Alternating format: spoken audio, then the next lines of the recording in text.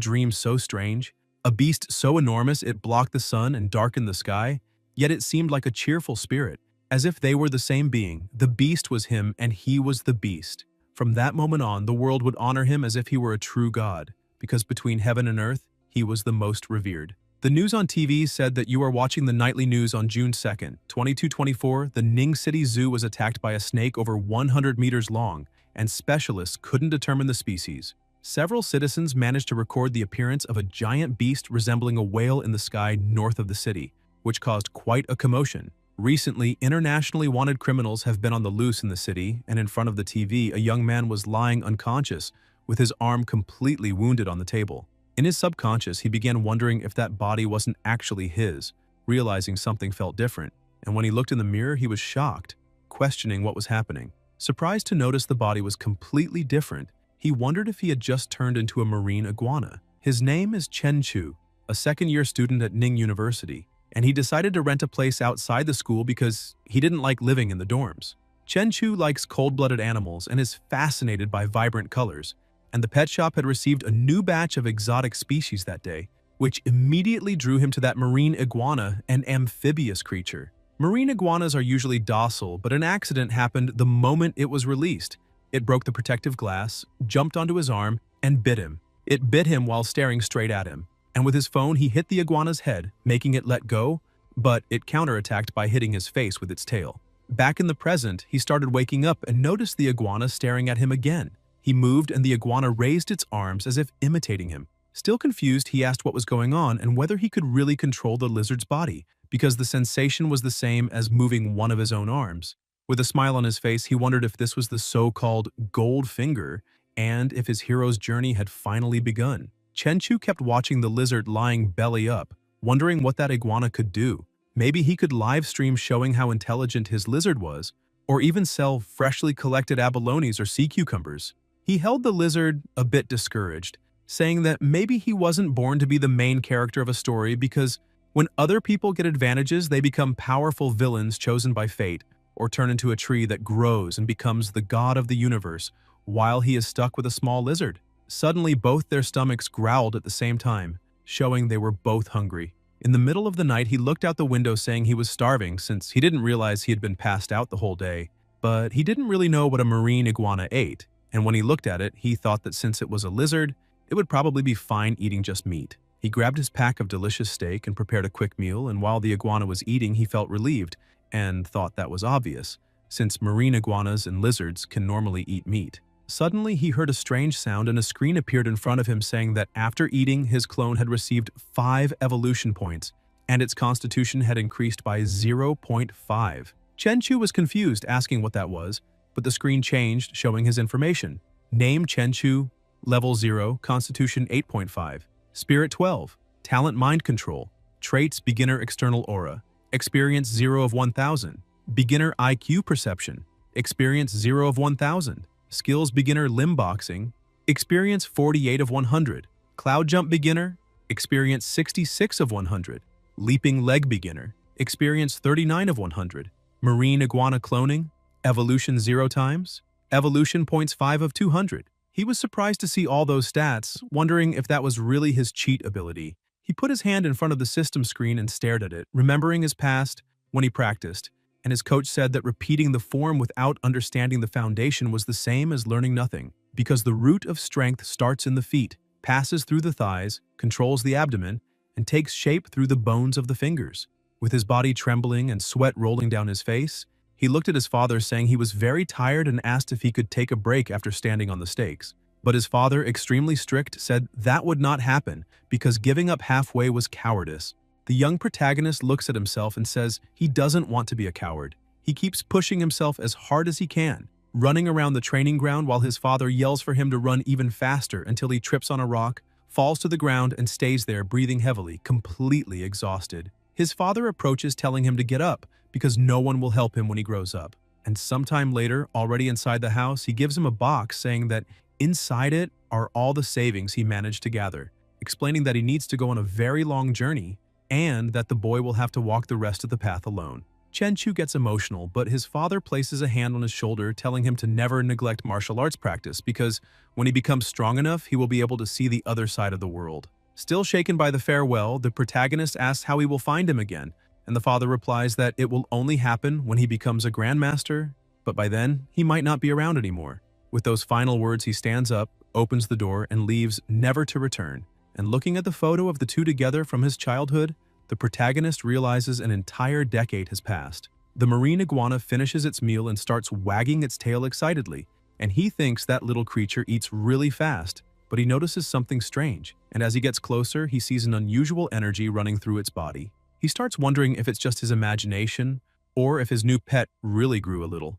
And the system screen appears again, showing that he now has 15 points after a single meal. He looks to the side and notices something different on his shirt, and when he lifts it, he's shocked to see defined abs, because his body had never been that strong before, and then he begins to understand that the points gained by the pet might directly affect his own body. That means the iguana can evolve for the first time if he gets more points, and maybe it could even become the behemoth of his dreams while he becomes a true grandmaster of martial arts. A little later at the market, the protagonist buys 4.5 kilos of boneless prime beef and 9 kilos of lean, boneless pork. The clerk says everything is packed and asks if he will pay with cash or QR code. He chooses QR code, and after paying, he goes to the car and stores all the groceries, saying that should be enough, then returns home preparing a beautiful meal. He takes a deep breath, thinking his pet needs to eat more, so it gets closer to becoming a true master of martial arts. And the iguana is fascinated staring at all that food. Sometime later, the iguana had already finished eating everything, and the protagonist thinks that for the lizard's taste, pork isn't as good as beef. He looks at the table saying the beef could use a little more cumin, and that he'll make sure to add more next time. The iguana starts walking across the table and goes to the window to sunbathe. Meanwhile, Chu takes the opportunity to go to the training room to check his progress. He focuses as much as possible, and after throwing a punch that almost destroys the punching bag, the system screen appears saying that after hard training, his limb boxing experience increased by 5 points. He observes his stats thinking his constitution has improved, even his training progress is faster than before, and 2 days later, the bag was already completely worn out, but the protagonist kept training, amazed by the feeling of getting stronger just through hard work. Excited, he kicks the punching bag, but his strength is already so great that he splits the bag in half and sends it flying, and when he looks at his stats, he sees that his constitution increased to 28 and his spirit to 16. Beginner external aura gained 10 experience points. IQ perception also increased by 10 points. Limb boxing is at 48 points, cloud jump at 66 points, and hopping kick at 39 points. He thinks that from the perspective of traditional martial arts, he is currently at the peak of the Ming realm. Chu remembers his father saying that the martial arts realms are divided into Ming, Dark, and Transformation. The peak of the Ming realm allows someone to become a high-level fighter capable of facing 10 opponents alone. The Dark realm makes someone a first-class expert able to fight 100 opponents at the same time, and usually these experts belong to legendary families, while the Transformation realm allows someone to face 1,000, with grandmasters recorded in history and extremely rare in modern times. The Transformation realm represents an unbreakable body described only in ancient texts. And excited about all of this, the protagonist asks his father which realm he is in. His father lowers his gaze, saying that once he briefly reached the Shadow realm, and after that, Chu interrupts, impressed, saying he's really incredible and asking if he's also part of one of those legendary families. But when he hears the word families, the father seems a bit shocked and, taking a deep breath, says he is Luo Tuan. At the end of the day, Chu returns to the apartment and is surprised by the size of the pet, since it's already much bigger than before. And with a smile, he says that one more meal and it will be ready to evolve, hoping he won't be disappointed. The pet keeps eating while the protagonist watches. The experience points keep rising, and when they reach 199 out of 200, Chu thinks it's almost ready for evolution, and he can't wait to see how that little guy will change. Finally, the 200 points are reached. The system appears saying that the marine iguana clone has met the evolution requirements and that the evolution will begin immediately. Suddenly, sparks start appearing on the pet's arm, making it feel something strange. The same pain on the same arm begins to pass to Chu, and the two start screaming. The iguana's body begins to completely change, and spikes start emerging from its back. Its size and face also begin transforming. The pet loses control over its body and dashes at high speed, destroying everything in the apartment. Shortly after, the evolution seems to have come to an end. Still on the floor, Chenchu takes a deep breath, saying he didn't expect evolution to hurt that much. He looks to the side and with difficulty goes to the other room to see the iguana, and as soon as he gets there, he finds everything broken and the iguana standing still without moving. Excited, he says he wants to see how strong his little buddy has become after evolving and orders it to attack the punching bag, but the strike is so strong it creates a very loud noise throughout the apartment. The protagonist is shocked, saying that after the evolution, the iguana gained extraordinary power. The system screen appears again. Name Chenchu, Level 0, Constitution 56, Spirit 18, Talent Mind Control, Traits Beginner External Aura with 20 points, Beginner IQ Perception with 20 points, Skills Intermediate Limb Boxing 48 points, Cloud Jump 66 points, Spring Kick 39 points, Marine Iguana Clone Evolution 1, Evolution Point 0 out of 1000. Chenchu is surprised because he didn't expect that with just one clone evolution, the physical strength and attributes of the main body would directly double in growth. However, he is still a bit confused because he doesn't know if it simply increased once or not since his current strength is still very weak, or if each time the clone evolves, his constitution doubles. An hour slips by without him noticing, and he says that if it's the first case, then his strength will improve at a reasonable pace at the start, but if by chance it's the second option, then it's terrifying to even think about. Chenchu starts analyzing everything around him, saying that by traditional martial arts standards,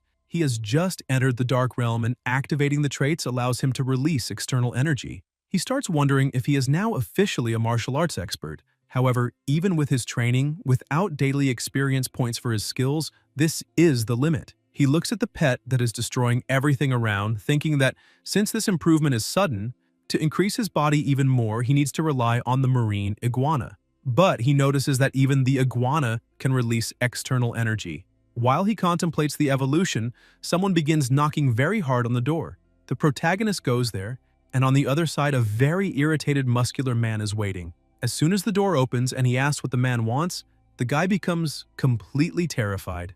A demonic aura comes out of the protagonist's body. Trembling with fear, the man starts wondering what is wrong with that boy because he is emanating vibrations that could crush him in seconds. He completely changes his attitude, saying that lately there has been a lot of noise upstairs and that's why he came to check, asking if the protagonist's place is under renovation. Chenchu gets a bit embarrassed and apologizes, saying there are no renovations being done. He was just training the last few days and didn't realize how much noise he was making. The man asks what kind of training sounds like an earthquake, and when he looks inside the apartment, he's shocked by the destruction, which scares him even more. He slowly begins stepping away, saying it's all good and there's no problem, only asking the protagonist to change his training methods to something a bit quieter. The man runs to the elevator and the protagonist says there's no problem and apologizes again for everything, saying he will adjust his methods from now on. The man thanks him for understanding, and as soon as the elevator door closes, Chenchu and the pet watch. Chenchu closes the door and keeps looking at the pet and the apartment while thinking that the marine iguana clone is way too big now and it's no longer appropriate to keep it indoors. So it's time to set it free. He grabs his car and drives to the shore, saying everything is ready. He opens the door and it runs out while he just watches, and without hesitation his pet dives. He activates Energy Sense, and with his current level he can cover a 10-meter radius around him. As the iguana swims, the protagonist can feel and see everything it sees, becoming surprised when he notices a five-eyed fish. So he decides to make it his prey and orders the pet to attack. It increases speed and rushes into combat, causing a commotion in the water around it. The iguana kicks up some debris, blocking the fish's vision, and with that, it manages a stealth attack, finishing and consuming the creature. The system notifies that after the clone ate the mutant fish, it gained 10 evolution points and the protagonist's physique gained 1 more point. Chenchu is surprised, thinking that after evolution, eating normal food only gives 1 evolution point per meal, but eating mutant fish can give 10 points. He keeps swimming while thinking that with this kind of mutant creature appearing in the oceans and with recent news popping up everywhere, the world is far from peaceful. The protagonist takes advantage of the situation and continues devouring the mutant monsters appearing before him. Sometime later, the system notifies that the clone has reached the daily limit of 100 evolution points and cannot gain more. Even so, Chenchu keeps swimming because, to human eyes, the ocean at night is cold and completely dark. But through the eyes of the marine iguana clone, the underwater world is colorful and vibrant. As an amphibian, the marine iguana can stay submerged for a long time, but since it still has no gills, it depends on lungs to breathe, needing to surface from time to time. He keeps moving through the seafloor and observing everything around until he finds a small crack. Upon entering, he finds an underground cave and thinks that place seems very good, so he can let the marine iguana clone rest there. After cutting the mental connection, he takes a deep breath, saying that now the clone is already settled and it's time to go home. While driving down the roads, he notices something strange. An apparently abandoned house has a car parked in front. The protagonist becomes curious, wondering if someone is actually living there, but then he hears a cry for help from inside the house. He thinks he needs to control his abilities and act at the right moment. The thugs inside begin to worry, asking if the car has already left, but one of them, eating chips, says yes. They calm down, saying that's great, while another yells at the girl, covering her mouth and telling her to keep quiet. The bald man goes to the guy who was watching the girl and kicks him, asking how he could be so careless, because he told him to keep an eye on her and he didn't even notice the cloth gag fell from her mouth. The young man tries to explain to the boss that it was too dark outside and when they dragged her in he couldn't see anything. The boss keeps looking at the girl, who is completely terrified, and approaches, touching her neck, telling her to shut up and behave. The girl begins crying, not knowing what to do or say. Outside, Chenchu begins his preparations. He uses his energy sensibility and easily sees all the places and people inside the house. He sees two thugs sitting at the table, the girl trembling and tied up, while the other one just eats, leaning against the wall. Understanding their positions, he starts trying to figure out what is happening, if it could be a kidnapping or even human trafficking, since there are 3 men and 2 of them carry knives. Therefore, it's better to finish all of them in less than a minute to avoid putting the hostage in danger. He prepares for the fight, releases his external energy, and with a single punch blows the door apart, leaving everyone inside stunned. He uses the distraction from the smoke to move forward, and with a kick defeats one of the thugs, throwing him against the wall with great force.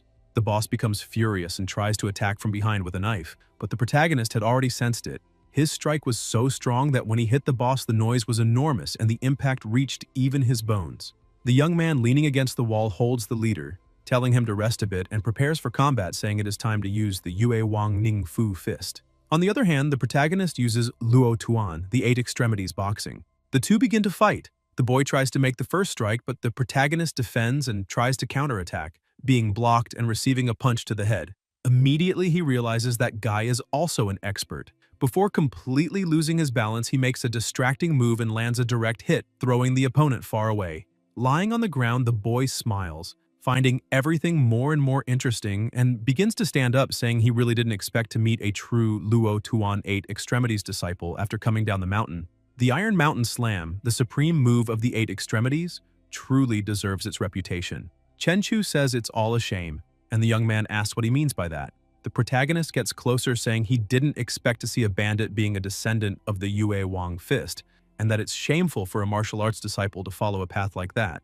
The boy smiles and asks why Chenchu is so arrogant, when he's nothing more than a simple student who knows nothing, because he only understood reality after leaving the mountain. Shouting that to survive in that world you must do whatever it takes, he charges forward. The protagonist watches, and when the opponent is just a few centimeters away from striking him, he simply kicks him and sends him flying, making him fall face first into the floor. While the boy is on the ground, Chenchu observes carefully and thinks that battles between martial artists are truly dangerous because the pressure he feels from his opponent is greater than that of dozens of muscular men. Bothered, he starts recalling the strikes he threw and, looking at his own hand, thinks it's a shame he still doesn't have full control over his strength, because things don't look good for those 3 people, and from now on he needs to learn to control his power better before seriously hurting someone. The girl tied in the corner tries to scream, calling his attention. He quickly goes to her and frees her, telling her she doesn't need to be afraid anymore because everything is okay now. Still overwhelmed by terror, she grabs him without thinking twice, crying and thanking him for what he did. With a sincere look, he tells her to wipe her tears and says she can call the police as soon as he leaves. He hands her his phone and says he needs a small favor. If the police ask about him, she should say she didn't see him clearly and doesn't know who he is. The girl agrees, promising she won't say anything. 10 minutes later, the police arrive. When they break into the house, they shout for the girl not to move and raise her hands. But once they light the place with their flashlights, they're surprised to see everyone lying on the ground and only she still standing. At the station, security agent Guan Qing enters the room, telling the deputy chief that all the requested information is there. She explains they found clear footprints on the broken door and, based on the depth and the way the hinge snapped, someone kicked it from the front. The door flew about 3 meters and the force applied was at least 1,000 kilos. The deputy chief places the images on the table, saying that among the kidnappers, 2 died instantly, and the rest entered a vegetative state after suffering severe concussions. According to the girl Lin Rongye, the one who did that was wearing a mask, and since it was night, she couldn't see his face.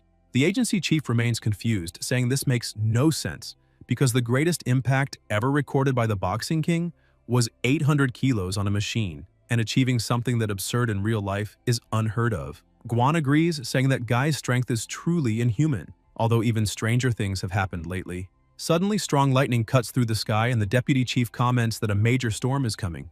Meanwhile, in a remote area near the river, the protagonist observes a boat with some people. 3 men get off the vessel and one complains to the boss, saying he just earned money and already wasted $1 million on the bald tiger's woman, asking if that isn't a waste.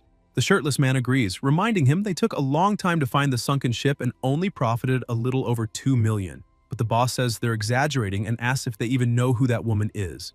If they manage to put her in his hands, money won't be a problem. The two get excited and ask if that's true, but the boss changes the subject and asks Four Eyes if he has already dealt with the business with the company. The boy replies yes. He already hired a transport company, rented a high-end commercial building for the offices, and even activated a recruiting agency to find the prettiest girls for the secretary and receptionist positions, just as the boss requested.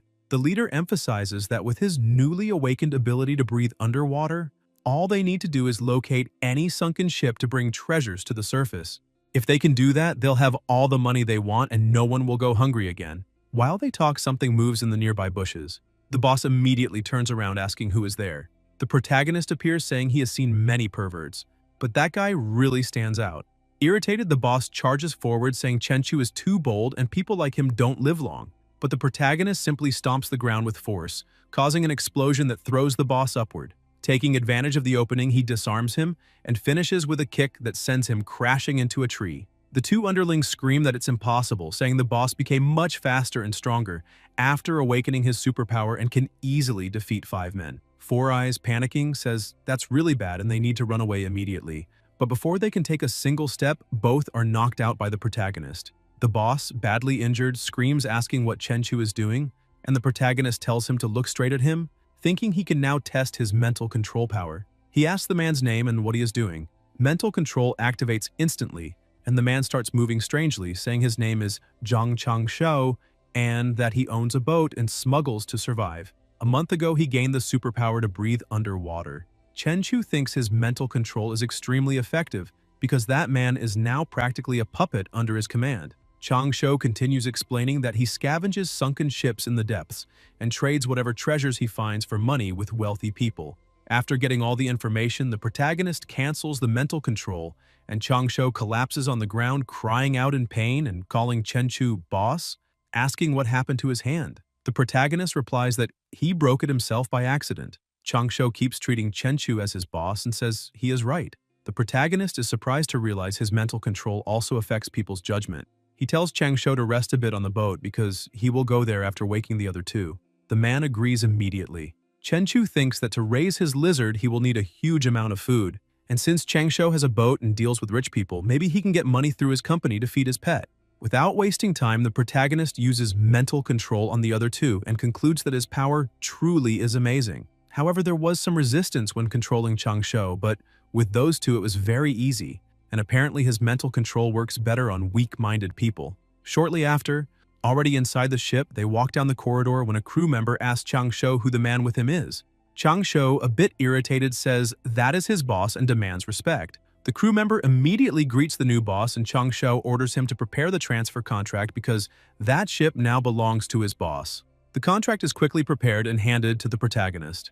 Chenchu tells the man in glasses to meet him at the office the next day and calls boss Changshou to go with him to the hospital since he is injured. The next day, the iguana was at the bottom of the sea eating again, and the protagonist thinks the ocean is a paradise of infinite food. While his pet eats, he continues training at the gym. The system keeps notifying him that evolution points are rising, plus 5 points, and constitution increases another 0.5. He thinks he can't depend only on the marine iguana to increase his power, and must train as much as possible. And after his 2 fights, he realizes his control over his own strength has improved a lot. In the mountain cave, the iguana is also excited, and the system says the energy absorbed was digested during training, giving it 6 more evolution points. In the city center, in front of a building, the protagonist watches his subordinate saying goodbye and asking him to take care. He thinks the transfer process is complete and that even without leaving home for an entire day, he gained over 90 evolution points and his body grew 20 centimeters. Tomorrow he must make the lizard's journey into the depths of the sea because he's not the only person with superpowers in that world and therefore needs to become even stronger, especially because there are unknown creatures in the deep ocean. In the middle of the sea, the two subordinates were on board a ship. The shirtless man says, "There have been far fewer fish in recent days and they aren't catching anything." Four Eyes comments that maybe there is a school of big fish down there, maybe even sharks, because they move in groups and even orcas need to be careful with them. Indeed, some sharks were below the water hunting everything that came near. Suddenly, the protagonist lizard begins approaching one of them and lunges to bite. The iguana dodges the attack and starts eating the shark. The system notifies that it gained 10 evolution points, and the protagonist thinks that great white shark meat is quite tender. After the iguana finishes feeding on the shark, the system informs that the clone has met the evolution requirements and asks if they want to evolve. Chenchu is surprised to see he can choose even from a distance, and without hesitation confirms, triggering both evolutions immediately. After going through the pain of evolution, the status screen appears again saying, Name Chenchu, Level 1. Constitution, 130. Spirit, 38. Talent, Mental Control. Traits, External Aura, Beginner. Experience 280 of 1000. Chi Perception, Beginner. Experience 280 of 1000. Skills, 8 Extremities Boxing. Intermediate, experience 370 of 1000. Cloud Step Leap. Intermediate, experience 290 of 1000.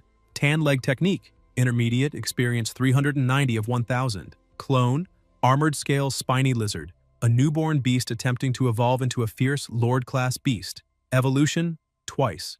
Evolution points, 0 of 5000. Skill, Water Affinity. Lying on the floor, he looks at his stats, saying he finally made a breakthrough, and that his constitution is 13 times that of a normal person. Also, he has reached a level equivalent to a grand achievement in the dark realm of ancient martial arts. He also notices that his constitution didn't double this time after evolving, which makes sense because last time it doubled only because his base attribute was extremely low. He keeps checking the new updates, and when looking more closely at his pet's attributes, he sees it has the Water Affinity skill and wonders what that means. When he connects to his clone, he's shocked to see that his pet became extremely large, its bone density several times higher than before, and its weight reaching 4 or 5 tons. On top of that, its power has doubled. Its claws look like steel and are far more explosive than before. The protagonist also notices it can now swim up to 70 kilometers per hour faster than a large ship, and it makes less noise and feels less resistance while swimming, probably thanks to the water affinity. Inside the apartment, Chenchu calls his team asking if anyone requested treasures recently, but his employees say no. The protagonist says that's not a problem because they'll find them themselves, and asks how the research is going. The man replies they were able to locate some points with sunken ships, but without Changsho, who can breathe underwater, they can't advance. Chenchu tells him not to worry because he'll handle it. After hanging up the phone, the protagonist thinks that the shallow water areas of the routes used by Country Z in the past and the major trade routes used by Country H and Country R have already been mostly explored.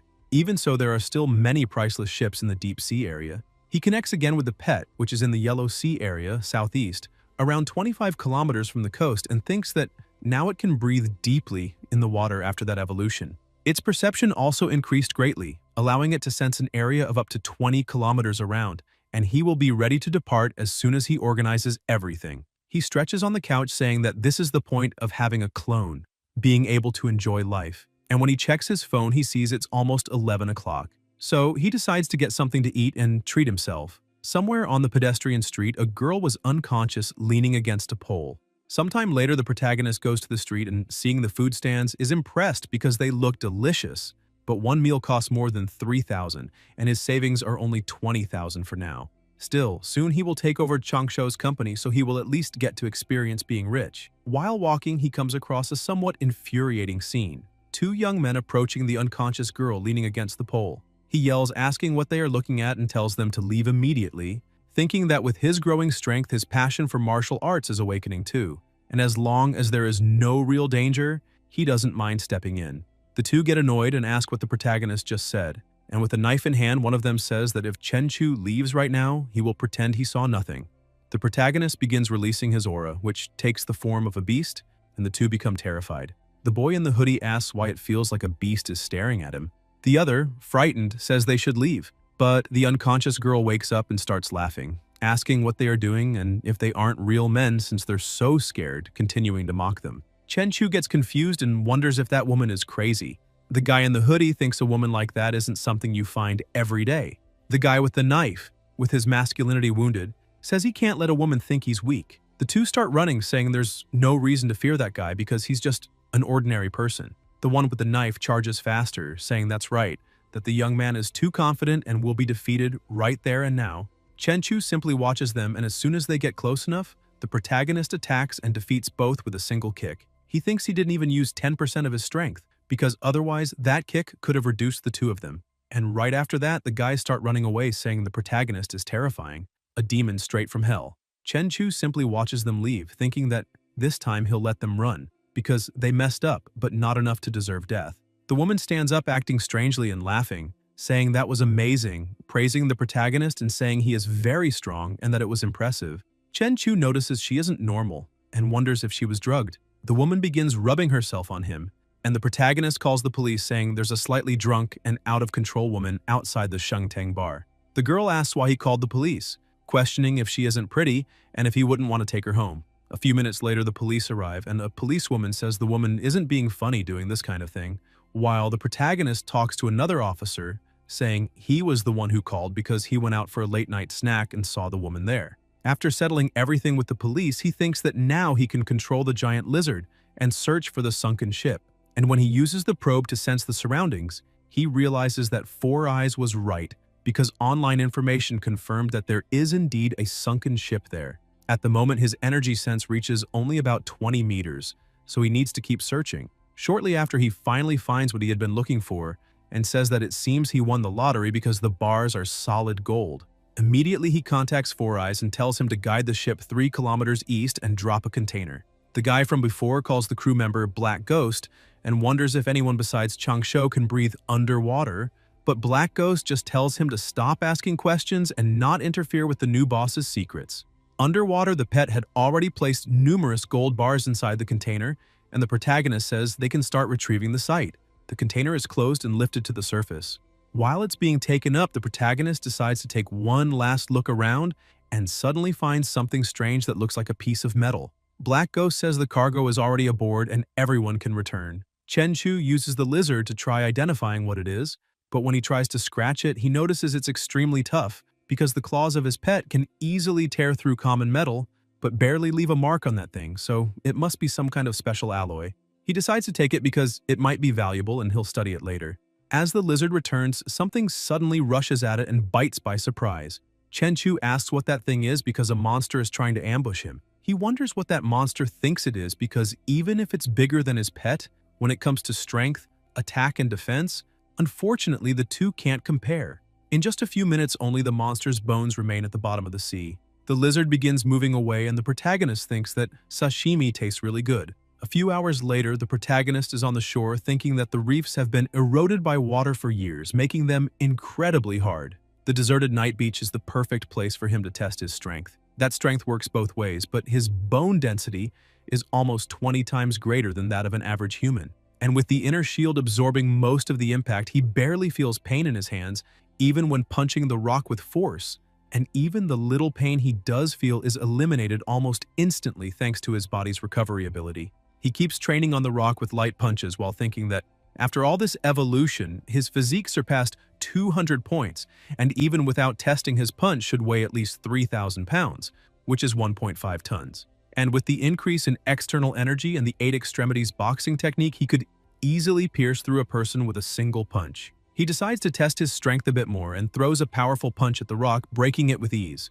After training for a long time, he throws himself on the ground a bit tired, thinking that the punching bag he has at home isn't strong enough. Besides, he can't train in the park because with all the modern technology, if someone recorded it and posted it online, it would be a huge problem, since if people discovered he was extraordinarily strong, he would only attract more trouble. That's why he can only train on that empty beach. Looking at his hands, he comments that this is great because his incredible regenerative ability managed to heal the injuries in less than a minute. Suddenly, his pet emerges from the sea carrying that strange thing, and the protagonist starts examining it, thinking that the irregular black ore shines with a metallic gleam, but doesn't look especially remarkable at first glance. He tries to lift that stone but realizes that piece of metal weighs at least 90 kilos, and besides being heavy, it's extremely tough, to the point that even the giant lizard's claws have trouble scratching it.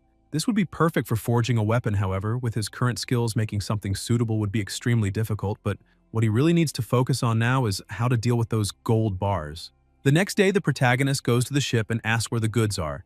Black Ghost says everything is inside the ship and has already been cleaned and stored in the captain's cabin. The protagonist is evaluating the gold bars when Black Ghost asks how much all that is worth because he has never seen so many gold bars together in his life. The protagonist explains that the bars don't have any kind of markings, so they must have been privately minted and cannot be sold as antiques. He goes to the city center, and upon reaching the 8th floor, the receptionist greets him warmly. Chenchu asks if they buy gold there. The receptionist says yes and asks if he wants to sell rings or necklaces, but he opens the bag full of gold bars and says he wants to sell that. The receptionist is shocked, saying that is a lot of gold, and asks him to come with her because she will take him to the manager upstairs.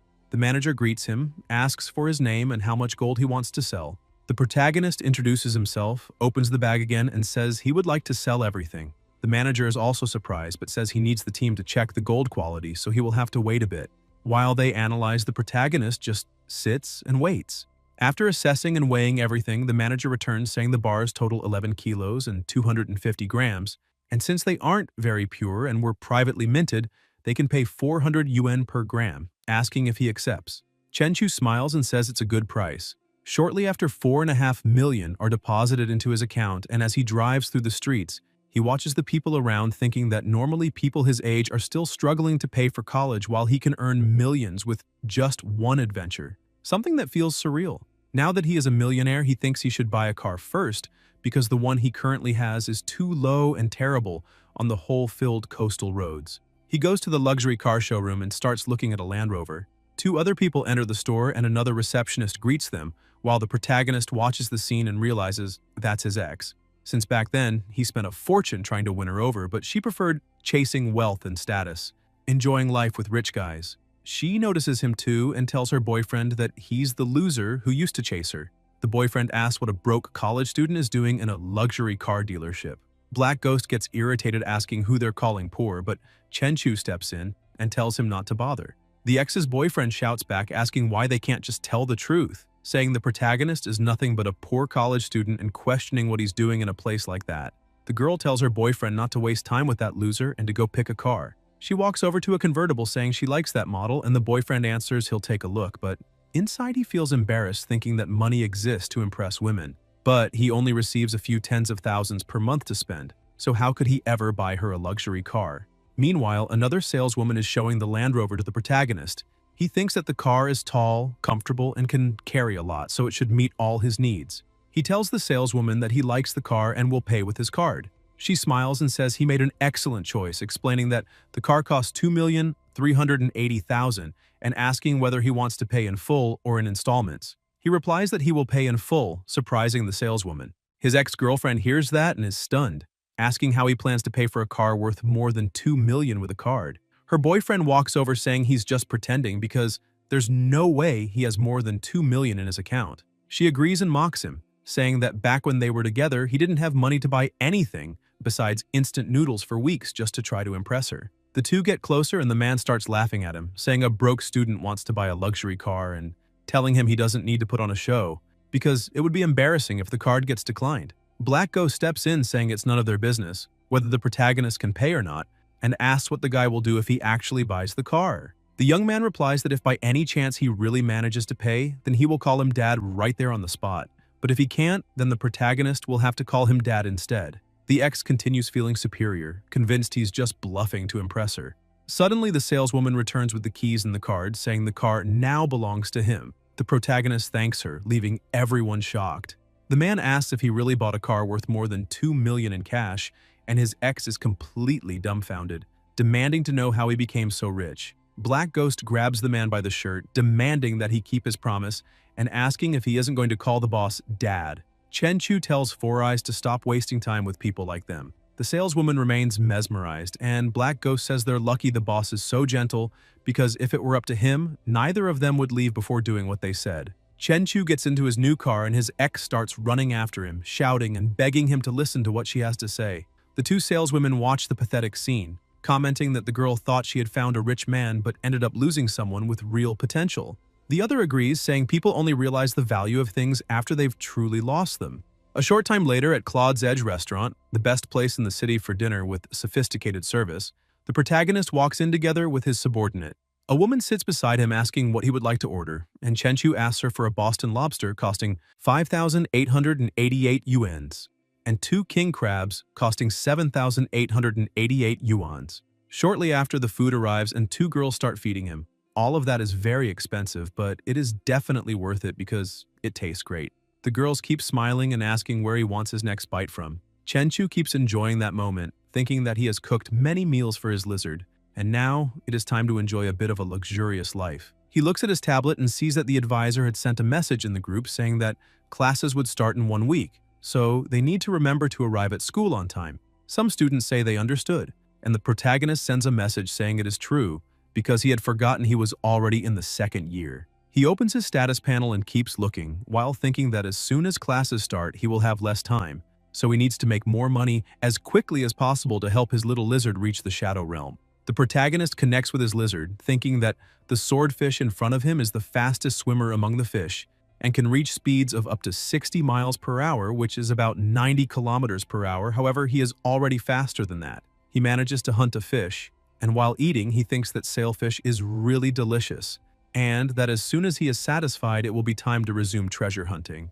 While he eats, his evolution points keep rising. As soon as he finishes eating, he starts searching because, by expanding his senses, he can detect things dozens of kilometers away, but unfortunately, even after combing the entire seabed, he couldn't find any shipwreck, and some days have already passed without any results. He keeps swimming searching for things, but the world is beginning to change in strange ways, making him question whether there is some type of secret supernatural organization commanded by the government, because either way now he has these abilities and needs to be even more cautious with his actions. He goes to the high-end commercial building in City N, thinking that after Changsho transferred the company to his name, he never returned there even once, because that is the busiest area of the city, and that alone shows that Changsho really did everything to leave the company with a good appearance.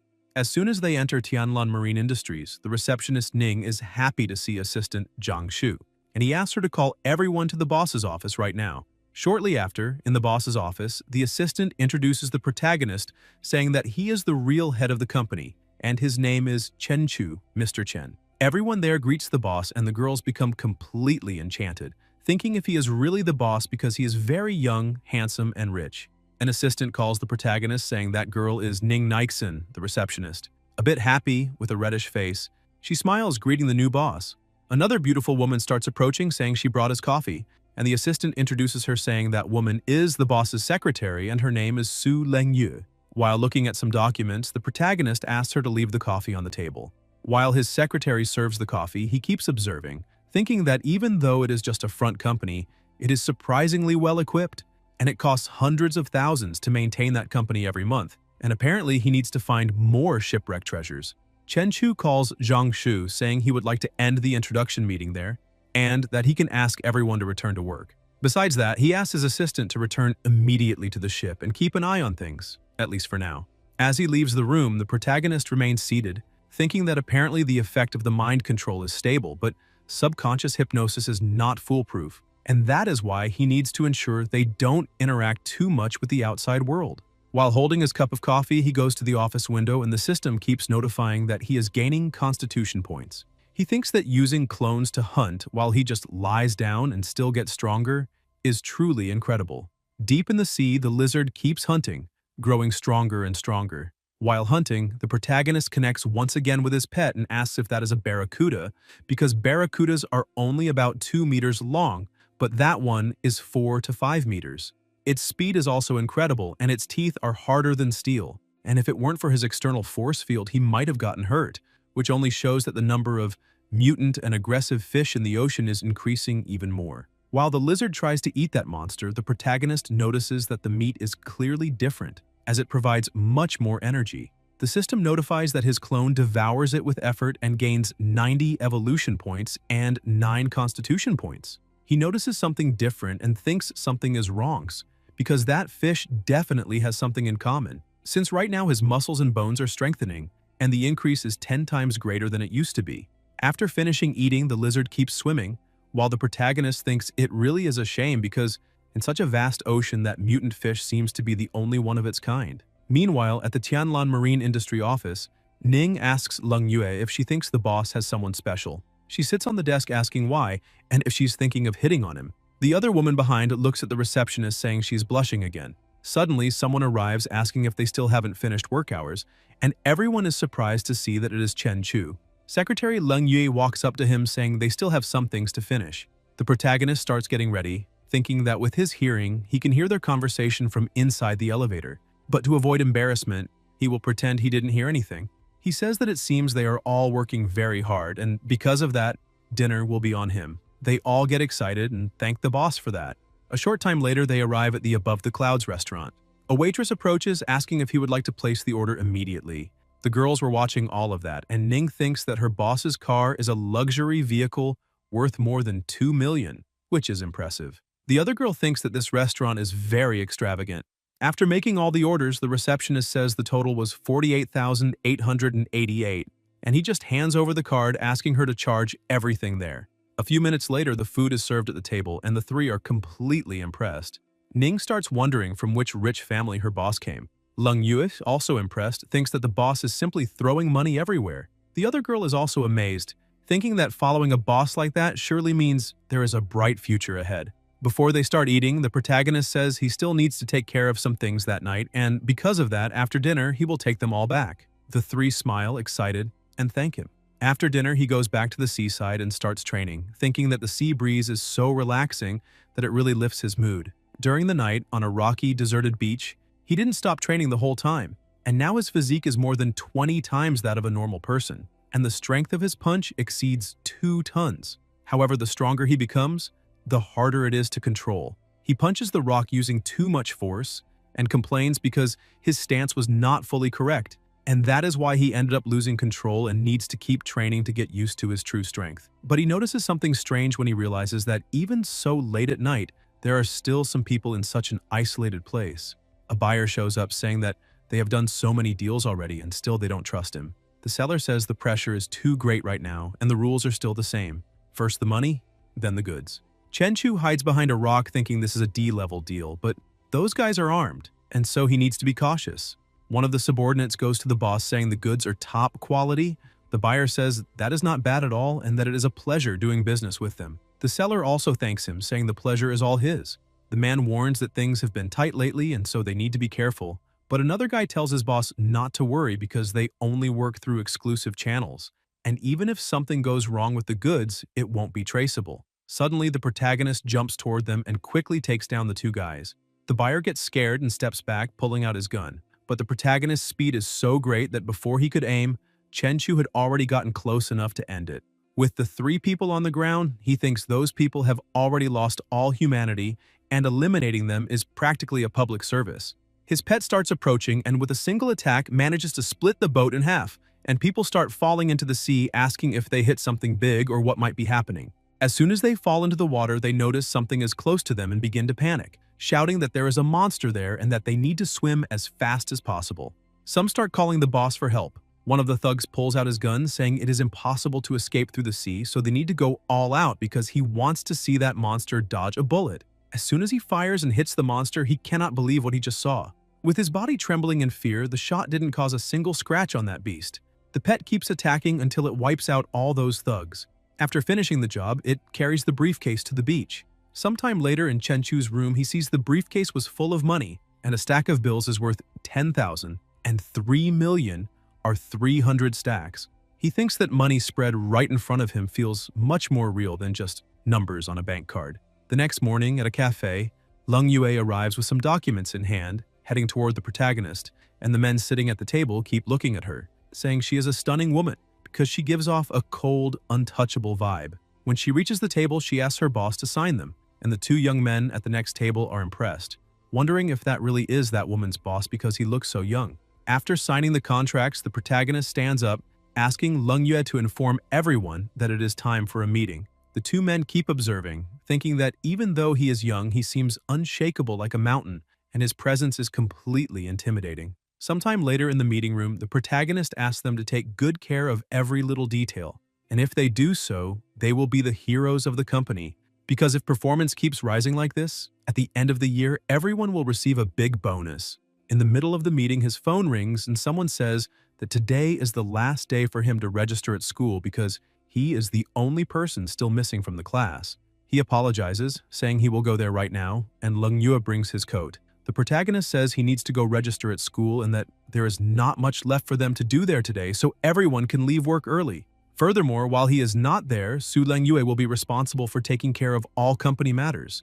Ning is surprised to find out that her boss is still a student, and the girl next to her comments that he seems so focused she thought he was some rich heir raised with perfect etiquette. Shortly after, at the university campus, the protagonist arrives with a new car, and everyone around is impressed, asking if he is Chen Chu and if he is really a rich guy because that car is worth more than 2 million. Some people cannot believe he owns a car of that value. Later on the campus forum, a back-to-school post was pinned, saying that on the last day of enrollment for new students, a tall, handsome, and elegant guy showed up driving a car worth more than 2 million. Shares 748, comments 2,822.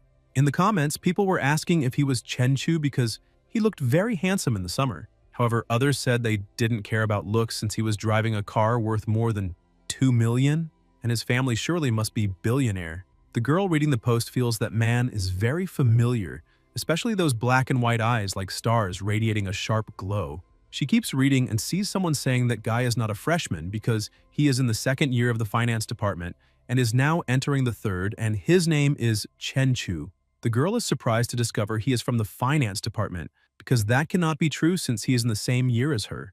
While walking, the protagonist thinks that his body and strength are improving at a very good speed, but he only knows light extremities cloud step and tan leg technique, and needs to learn new skills to better control and use his current power. He passes by a fight club but thinks those moves are too graceful, and if he fought someone like that, he would end up crushing the person with a single slap. So if he really wants to learn how to control everything, he needs to keep training alone. He arrives at Longteng Steel and upon meeting the receptionist, says he would like to make a custom steel order around 100 tons or more. The woman agrees and takes him to the VIP room to call the sales manager. Once inside, the manager asks what type of steel he wants to order, and Chen Chu explains that he wants a steel pillar with 2 meters in diameter and 5 meters in height, as well as some steel blocks weighing 1, 5, 10, and 20 tons each. After the simulation, the manager informs that the total weight is around 200 tons and the estimated cost is about 700,000, but the final price depends on the product finishing. The protagonist says it's all good and asks to sign the contract the next morning.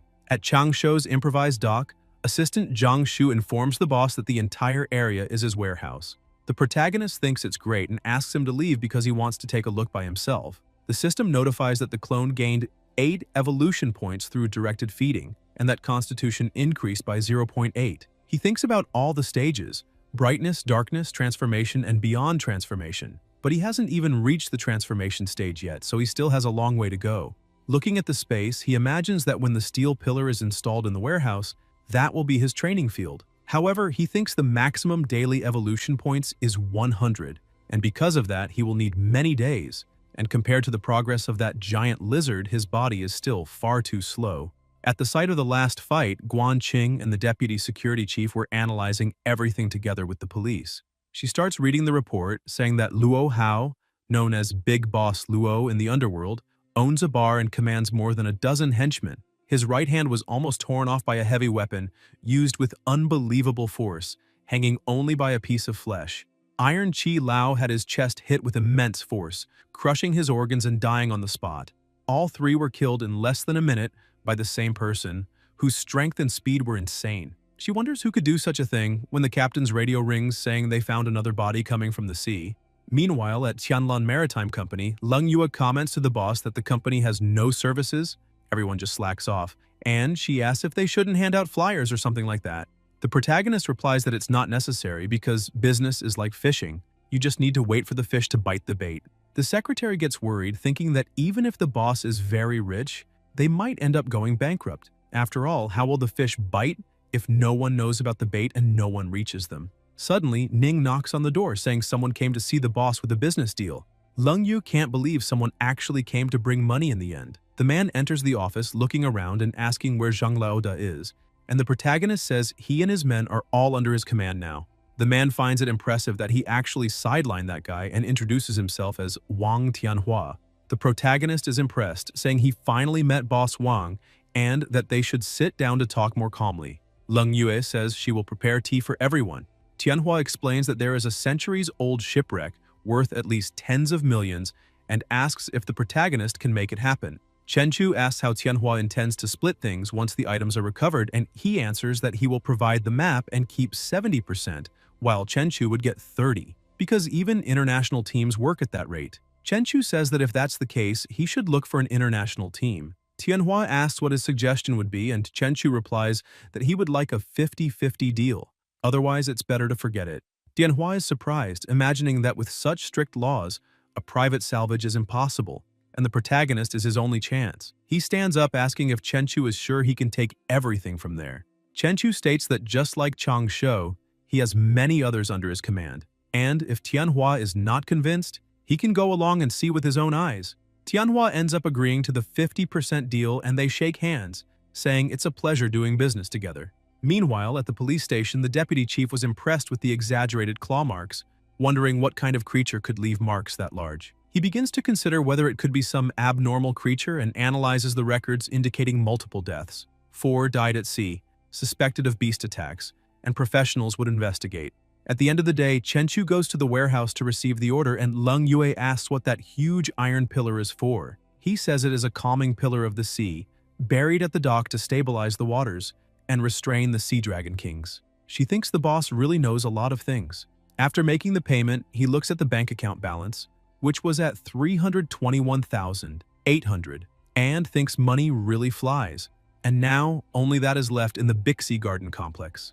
Chen Chu drops off the secretary and she follows him, apologizing for bothering him again and asking if he would like to go up for a glass of water, but he refuses, saying he still needs to take care of other things. She says it is fine, and as he walks away she keeps watching and wonders how she managed to be bold enough to say something like that to him, especially knowing that even her underwear must be lying around there. While driving, he thinks that during dinner earlier he accidentally broke the chopsticks, so he still needs to train his control over his own strength. That is the key point. During the night, he goes back to training on the rocks, thinking he needs to reach full mastery to completely use his powers. He focuses and notices that his aura shield now covers an area of up to 30 meters, allowing him to feel every movement of the wind and the grass around him. 3 days later, the pet was still fiercely feeding in the sea, and the system reports that evolution points are at 210 and constitution points at 21. He notices that the red-eyed fish are the same as the ones he saw that day and realizes that Tianhua's ship is slowing down,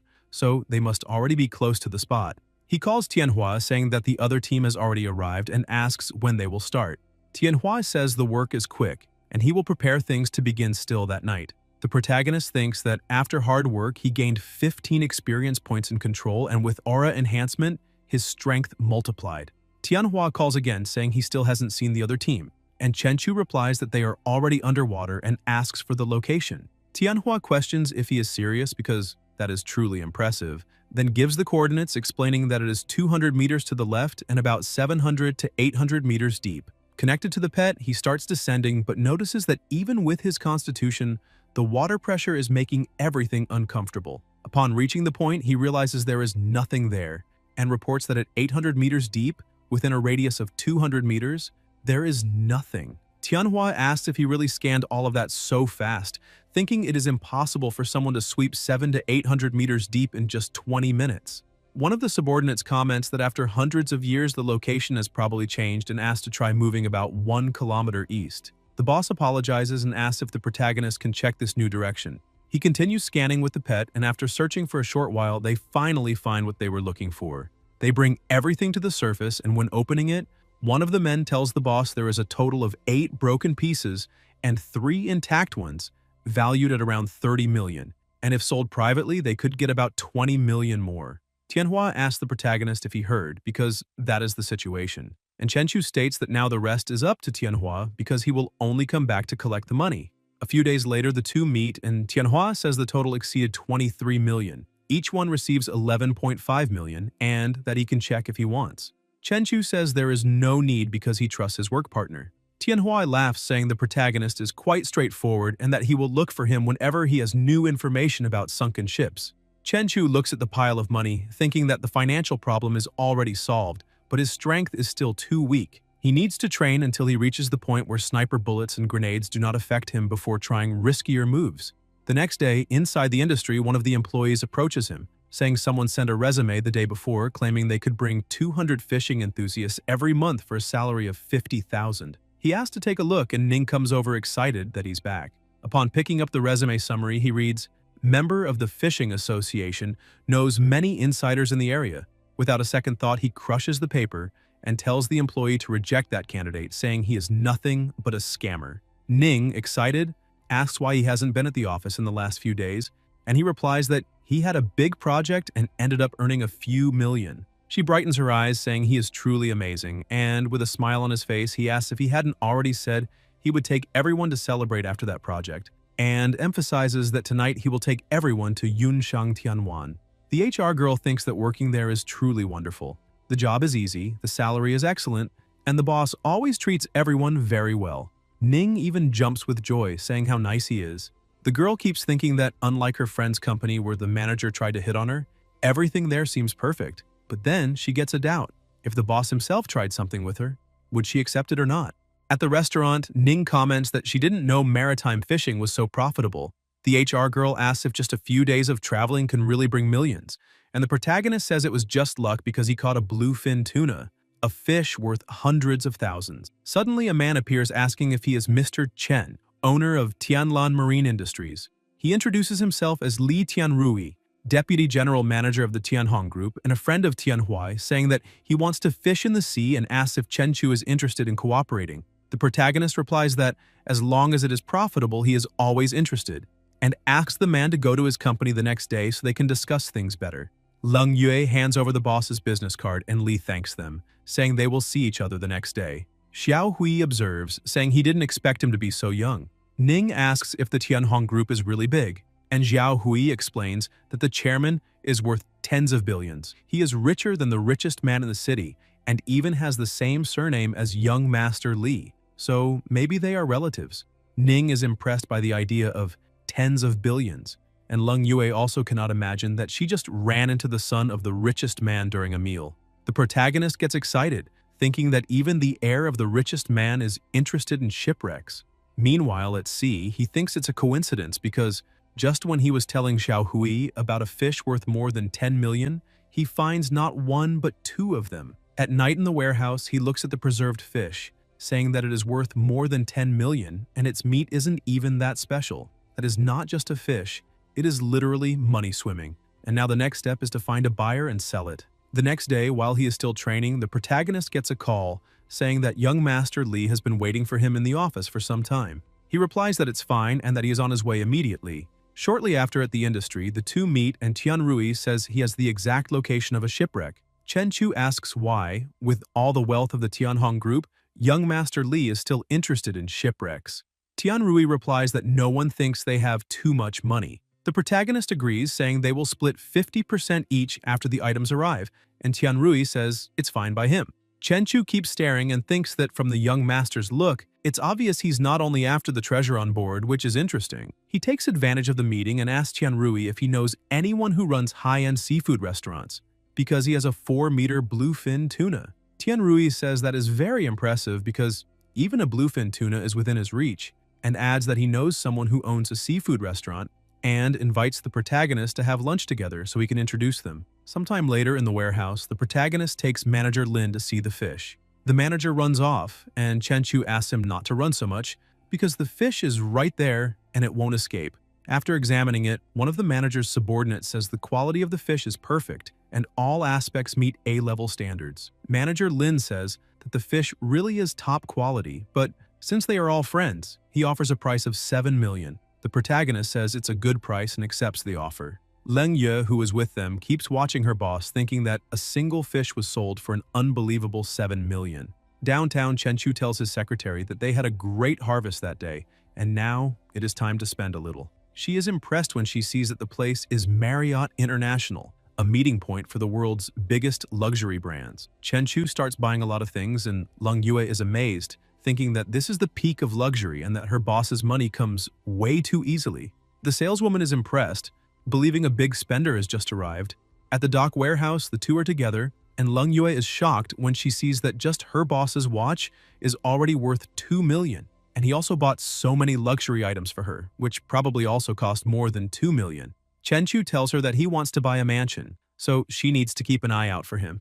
The mansion has to be big and spacious. It can be in a quieter place because he prefers peace and silence, and the price has to be around 30 million. She says she understood all the requirements. Meanwhile, at the bottom of the sea, the protagonist is connected with his pet and sees 2 submarines passing by. He thinks it is truly a shame that he is not strong enough, otherwise he would tear those 2 submarines in half. He keeps swimming and feels something strange. Apparently there is something dangerous down below and he needs to leave immediately because there is no need to take unnecessary risks.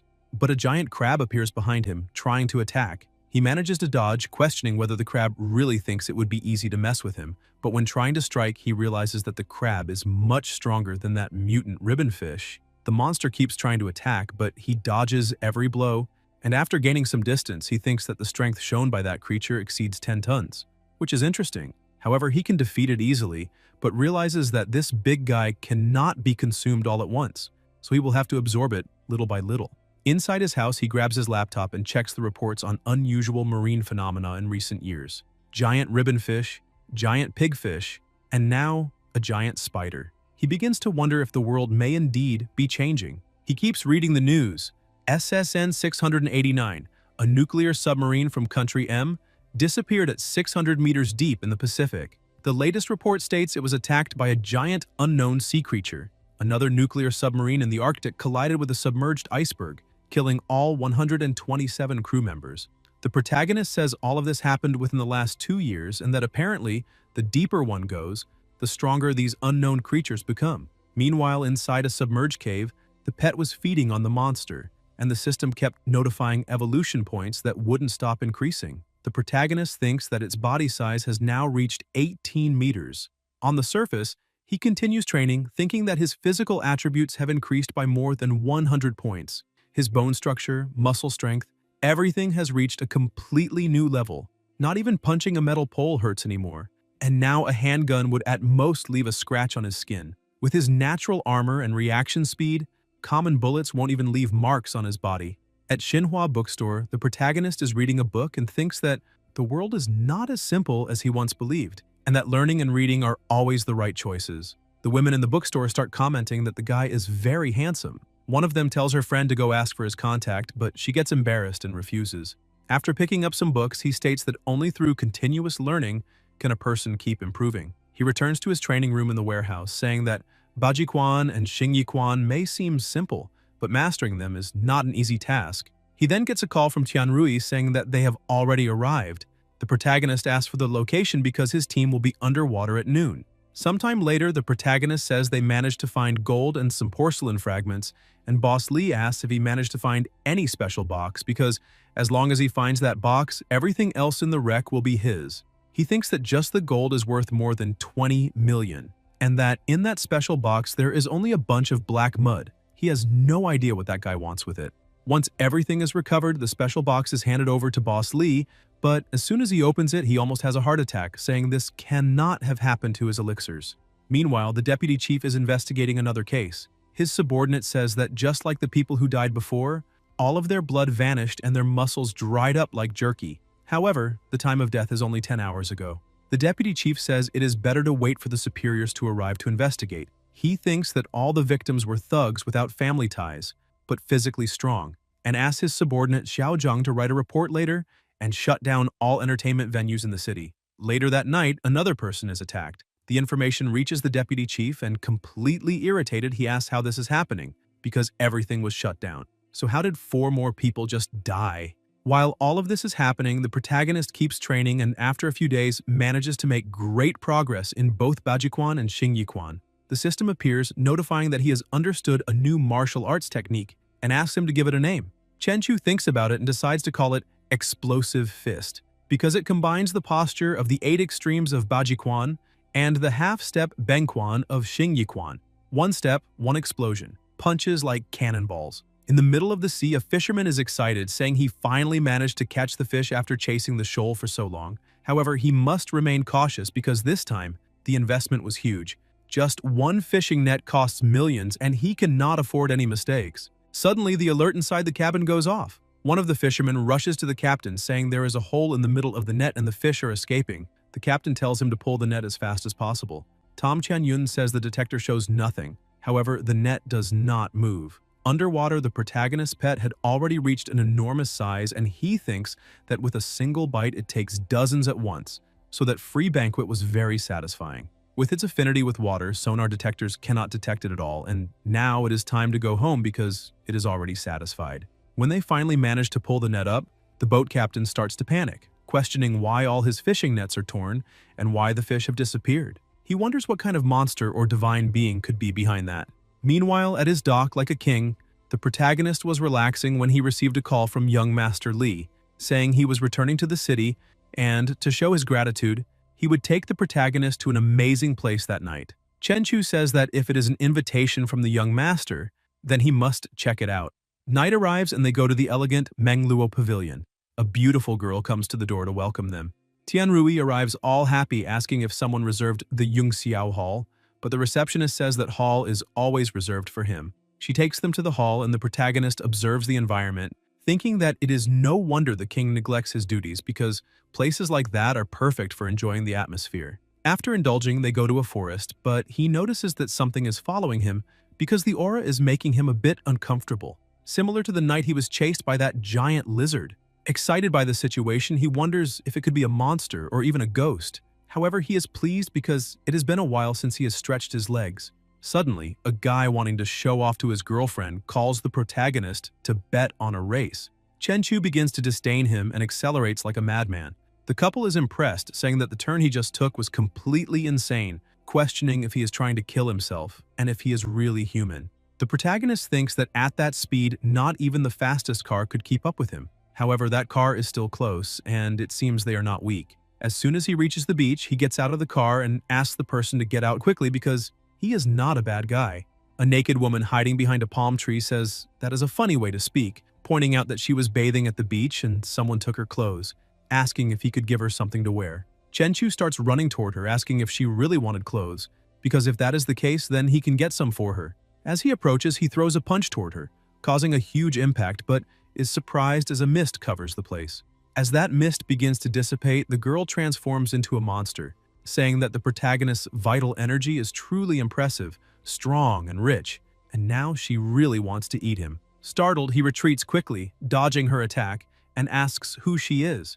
She says she is also human, but a more perfect version, and her name is Ying Xiao, the Orochimaru of the black market.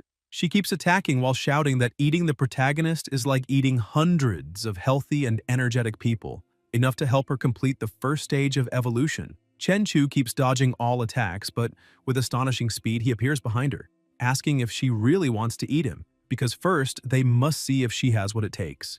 She is shocked by his speed and his completely terrifying strength. He throws just one strike, causing a massive explosion. Ying Xiao, already defeated, asks how this is possible because the protagonist clearly does not have the aura of an awakened one. She tries to escape, hiding behind the palm trees. However, the protagonist is like a predator, attacking her at all costs and destroying everything in front of him. He realizes that this being can merge with trunks and stones, but every time he attacks the attached object, her aura weakens. After destroying everything around them, Ying Xiao has nowhere left to run, and the protagonist stares at her on the ground, saying that merging with trunks and trees really is a good survival ability. However, it is a pity that she met him. He emphasizes that if she answers a few questions, she will receive a quick and painless death. Ying Xiao asks if she looks like someone who fears death and begins to laugh, saying that this place is very beautiful, but it is a pity she will not see it again. Still, it is fine because she has already taken her revenge. She says that if she had just one more month, she could have completed her shadow transformation, and by then not even a god of war would be able to scare her. But instead, she met a true monster in an ordinary city. Her body begins to dissolve until it completely disappears. The system notifies that he managed to eliminate a corruptor, and gained 10 attribute points. He becomes a bit confused and asks what a corruptor is and what those attribute points are. The system explains that they can enhance abilities, strengthen weapons, and improve the body itself in addition to unlocking special abilities such as lightning, ice, fire, and others. He looks at the system, thinking that he already has extraordinary powers and that soon the giant lizard will have them too. He starts smiling, imagining that with those powers he could create a real-life Godzilla. He goes to the warehouse and begins searching about corruptors and awakeners, but his search on the internet finds no relevant information, and he concludes that apparently the authorities have blocked those details. Still, he thinks it is fine because he is still too weak, and when he becomes stronger, he will explore this world again, maybe after his physique surpasses 10,000 points. Suddenly, the system appears asking him to choose an element to enhance: wind, fire, water, earth, lightning, light, or darkness. His current physique is insufficient, allowing him to strengthen only one basic element, so he quickly chooses lightning. The system notifies that attribute points were used to enhance his extraordinary abilities, granting lightning mastery and +1 to his mental attribute.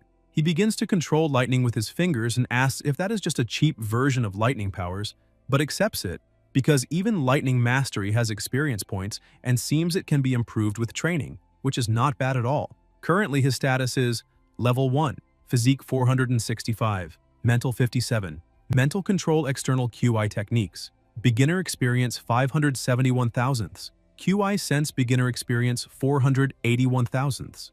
Abilities: Collapsing Punch, Beginner Experience 26 500ths, Sky Step Intermediate Experience 517 1,000ths, Spring Kick Intermediate Experience 412 1,000ths. Powers: Lightning Mastery, Beginner Experience 10 10,000ths, Attribute Points 0. Clone: Spiked Scaled Lizard evolved twice, already a mature beast, goal to become a Beast Lord.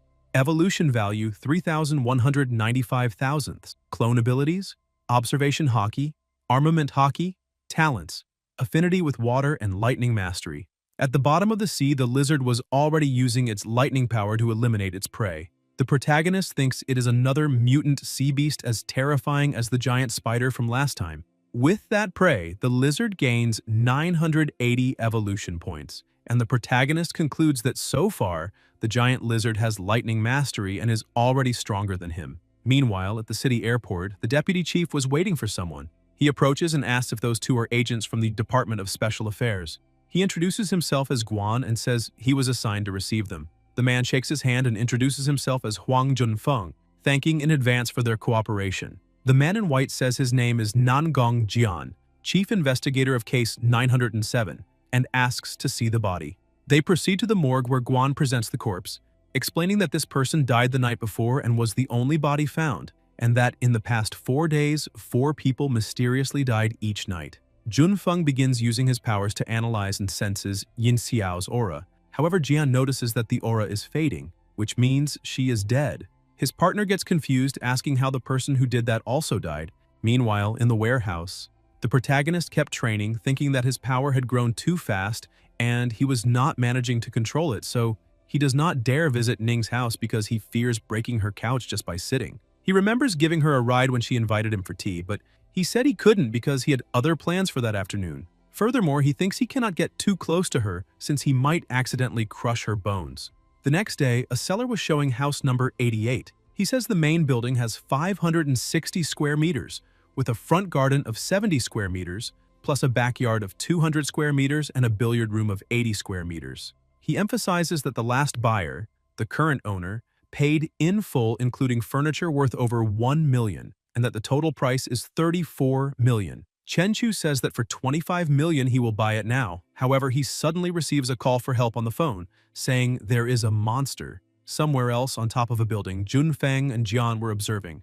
Junfeng comments that no unusual activity has occurred since last night, and that it shows the corruptor is really dead, but he finds everything very strange, because that being was in a semi-ethereal state, and a being like that is not something normal people can handle. He asks the captain if they should stay and investigate since they could take the opportunity to get to know a bit of the city's commotion. Jian tells him to use his free time to train, otherwise when the apocalypse comes, he will just become cannon fodder. Junfeng doesn't believe the apocalypse is close. The captain says the professor predicts the next spatial fluctuation will be 10 times stronger than 20 years ago, and that the most urgent matter is to increase their capabilities in every aspect in anticipation of that day, because only then will they be able to repay the country for having raised them. Over time, at the bottom of the sea, the lizard was searching again. The protagonist sees more gold and stops, realizing he finally found something valuable, but moving too much sand ended up breaking a lot of porcelain, and that is his fault. He starts checking the value and realizes he struck gold, because a single piece from that dynasty is worth at least a few million, maybe tens of millions. He takes a deep breath, saying it's a shame that his careless agitation destroyed so many things, since it could have been worth more than 100 million. Suddenly he hears shouting. The waitress was asking what that guy tried to take, but the man yells back asking what she's talking about, questioning what she thinks she saw and saying she can't accuse him like that. He declares that since he's being accused of taking something, then he might as well actually take something. Another customer at the table asks how he can be so shameless since he clearly saw everything. The waitress begins to back away, afraid of the situation. The man shouts back at the customer, saying it doesn't matter whether he saw anything or not, because if he doesn't like it, he should try to do something about it. The protagonist stands up, saying this is interesting because he has never met someone as arrogant as that guy. The man keeps acting arrogantly, saying he has just met him, and if he isn't happy with the outcome, then he should try to hit him. Chenchu starts walking toward him, and the man keeps acting arrogant, asking if he's really going to try something, since he is just another bloodthirsty youngster who only knows how to talk. The protagonist asks the shopkeeper if there are surveillance cameras there. She understands exactly what he meant and goes to the outlet, pulling the plug and saying that, unfortunately, the cameras are broken. The protagonist smiles and, with a single slap, knocks the man out, commenting that nowadays someone actually enjoying getting beaten is ridiculous. Back at his warehouse, the system reports that his thunder control experience increased by another 10 points, and his mental strength rose by 1 point. Lying on the sofa playing with electricity, he thinks that human life barely reaches a century and is just the blink of an eye in a star's life, and that one day he will break the boundary between life and death. The next day, Chenchu meets Leng Yue and asks her to find some time to study accounting books because she will take care of the company's finances when the time comes, and for that she will receive double. She is surprised but happy at the same time and agrees. He turns to get into the car and she asks where he is going. He smiles, saying he needs to sell some things. Shortly after, they arrive at a shop and a man introduces himself, saying his surname is Gao, and he is the owner of that antique shop. Chenchu asks if he can help estimate the value of that plate. The shop owner invites them to discuss it in a more private place. As soon as they go upstairs, the protagonist shows the plate inside the briefcase. The shopkeeper analyzes the item coldly, saying it has a salty sea smell and was apparently recovered from the ocean floor. After examining it, he confirms it is truly genuine. But it is part of a set, and apparently Chenchu only has one piece, which significantly reduces its value. The protagonist is a bit upset, saying that it really looked like a set because when he found the piece, there were many others around, but unfortunately, that was the only intact one. Gao comments that this is indeed a pity, and if it's only that piece, he can offer 4.5 million. Chenchu says it's a good price, but he'll think about it. Sometime later, in the middle of the street, Leng Yue tells the boss that after visiting so many shops, Gao does seem to be the most genuine. The protagonist asks what she meant by genuine, since he did offer the highest price, and maybe they should sell to him. However, he still has doubts because he felt something strange in that man's eyes, and he is definitely hiding something. In the luxurious villa's living room, a man was asking Gao if he was really saying that he had managed to find a clue about that sunken ship. Gao shows the plate he bought from the protagonist, saying that this porcelain has the official seal they had been looking for, and emphasizes that it was sold to him by a young man, clearly someone who must know something more. His boss tells Gao to send all the information to Fox because within half an hour at most, he wants to know everything about that person. A few minutes later, they receive the information, and Gao says that the protagonist is just an ordinary college student who suddenly spent almost 3 million to buy a luxury car and even traveled abroad together with Li Tianrui. He asks his boss if they should keep doing business with those people who are supporting this kid, and Du Hong starts smiling, wondering what Gao is even talking about. Lying in his bed, Chenchu remembers that Gao had asked him to fill out that form because they needed his information for future transfers or auctions. He thinks that the negotiation that day went really well. However, he still can't shake the feeling that Boss Gao is hiding something, but he hopes nothing strange happens. The next day, inside the elevator, the protagonist keeps feeling weird. He thinks last night was actually peaceful, and maybe he's just overthinking it, so it's probably better to forget about it and head straight to school to check things out. After absorbing that sea python, his strength, muscle density, and everything else had reached 50 to 60 times that of a normal person, and maybe now he could even withstand bullets. As soon as the elevator arrives on the floor, a man was outside. Chenchu steps out of the elevator and is immediately intercepted. The man places a gun against his back, telling him not to move or make a sound. He must just follow along. The protagonist simply obeys, and inside a van he pretends to be completely terrified, asking where those thugs are taking him since he doesn't remember having done anything to offend them. The driver says they're taking him to meet someone, so he shouldn't try anything. Shortly after, they arrive at a hideout. One of the lackeys tells his boss they managed to bring the boy. The boss, with a scratch on his face and irritated, says he'd like to see what kind of person made him wait all night. The protagonist smiles and asks if it's just them. The people who had kidnapped him start to get scared because that kid was completely terrified before and suddenly became calm. And what was even stranger was that his calmness was unsettling. The boss realizes something is wrong and shouts for everyone to grab their guns immediately. Chenchu uses his speed and with one strike knocks out the thug who was armed beside him. He grabs the gun in his hand and their boss tells the protagonist to lower the gun. One of the ones pointing a gun asks if he's not listening since he was already told to lower it. The boss starts to smile, even though a bit nervous, and tells Chenchu that he only has one gun while he has two. And besides, the gun the protagonist is holding only has one bullet, so he has no choice because he's surrounded. Chenchu looks at them and questions if they still haven't understood, saying that he's not the one trapped with them, they're the ones trapped with him. He tells the boss to say who's behind all this, because if they're honest, he'll end this quickly. The thugs still think it's just a bluff, but the protagonist, without hesitation, shoots the boss right in the middle of the forehead. The thugs scream, saying that now he's out of bullets and they need to catch him. They start shooting. Chenchu throws the gun away and starts releasing his aura, catching the bullet with his hand. The thugs begin to tremble in fear, asking what that thing is, because that guy was truly a monster. And the protagonist keeps laughing and asking if now they think he's strong, because not long ago things were quite different. The sound of the punches echoed throughout the hideout. After wiping out almost all of them and leaving only one of the thugs, the protagonist approaches and tells him to say at once who sent them there. Trembling with fear, the man says it was the director of the Longhua group, named Du Hong. He is also the owner of that store on Guan Street and lives at Guanshan Villa number 3. The protagonist takes the boss's phone and calls Hong, saying his name is Chenchu and that they will see each other tonight. He hangs up the phone. Gao gets irritated, asking if the protagonist really asked for 20 million, because that's too greedy. The boss tells him to get ready because that amount is worth dozens of lives, and he would like to see if the protagonist can really take it for himself. At night, a car was driving down the road while right beside it the protagonist was running like a lightning bolt. He thinks his speed has reached 120 meters per second, which totals 432 kilometers per hour. Meanwhile, inside Du Hong's mansion, armed guards were scattered everywhere and the entire house was lit up. Inside the office, along with a bunch of other guards, were Hong and Gao. Gao asks his boss if he thinks that kid got scared because he single-handedly defeated 7 armed men and clearly has something more than what he appears to. Hong keeps acting superior and says that he has about a dozen gunmen and several dozen loyal subordinates, and that this is the time to put them to work. Suddenly, all the lights in the house go out, leaving the gunmen alarmed. The guards say they activated the backup power, however the security camera at the front gate is broken, and the front door was also forced open. This only proves how fast the intruder is. Hong starts getting scared and punches the table, saying they need to shoot at anyone who steps in there, no matter who it is. Meanwhile, outside the door, the protagonist had already taken down countless gunmen. He knocks on the door and everyone keeps aiming. The moment he opens it, the boss shouts for them to shoot.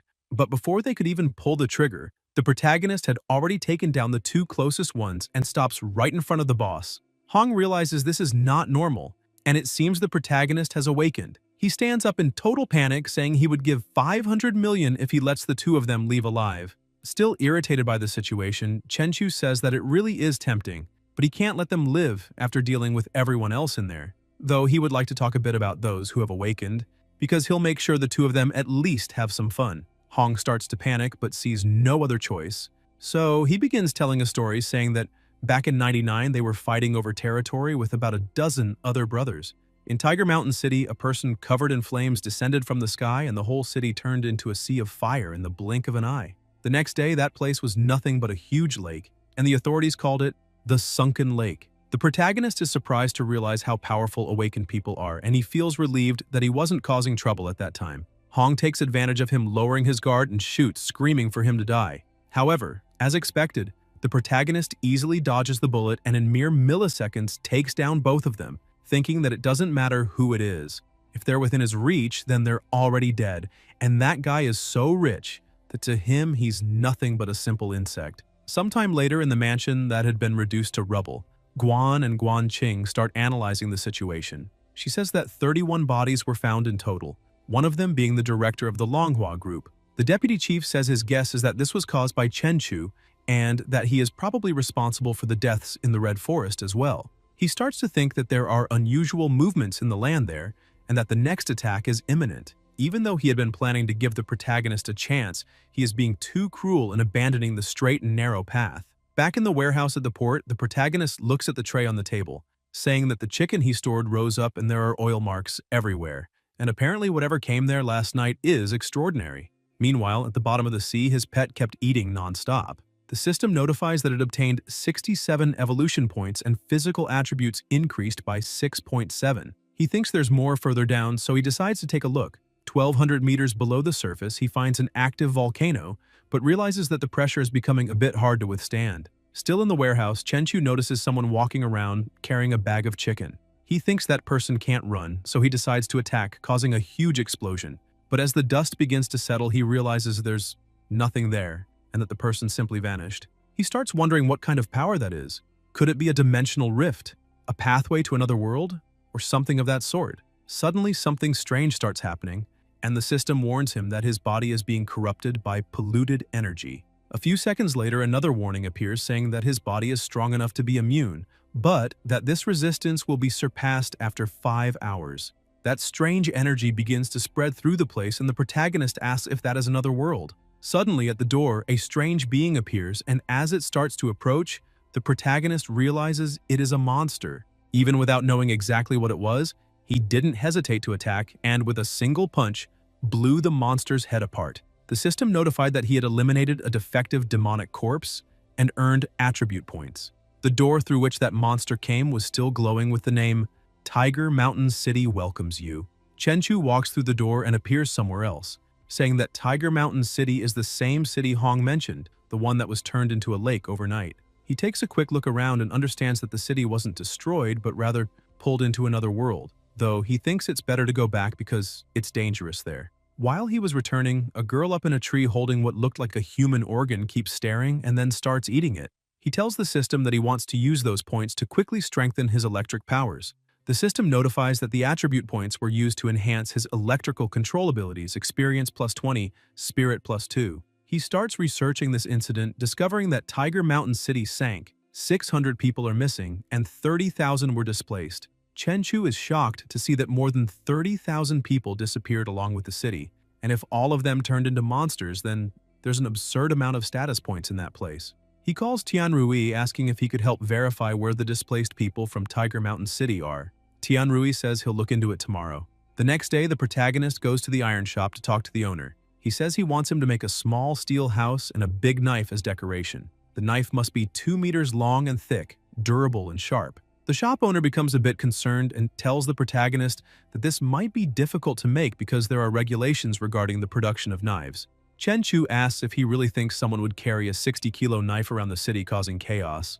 With nothing else to say, the owner just starts laughing. Chen Chu begins to think that demonic corpses are strange beings, and he might end up infected by them. Besides a knife and a metal house, he could also use some armor. At the Hyacian Hotel, the information received says that there are many conflicting reports about the survivors of Tiger Mountain City. The authorities claim the matter is resolved, and even after investigating, they couldn't find anything. Inside his car, the protagonist says this was already expected.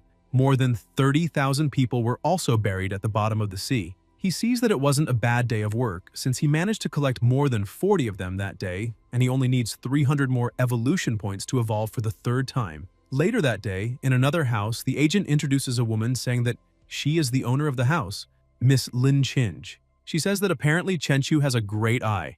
The protagonist says that all the money is right there, and they can start after she checks if everything is in order. Chinj is impressed when she sees that he brought 20 million in cash.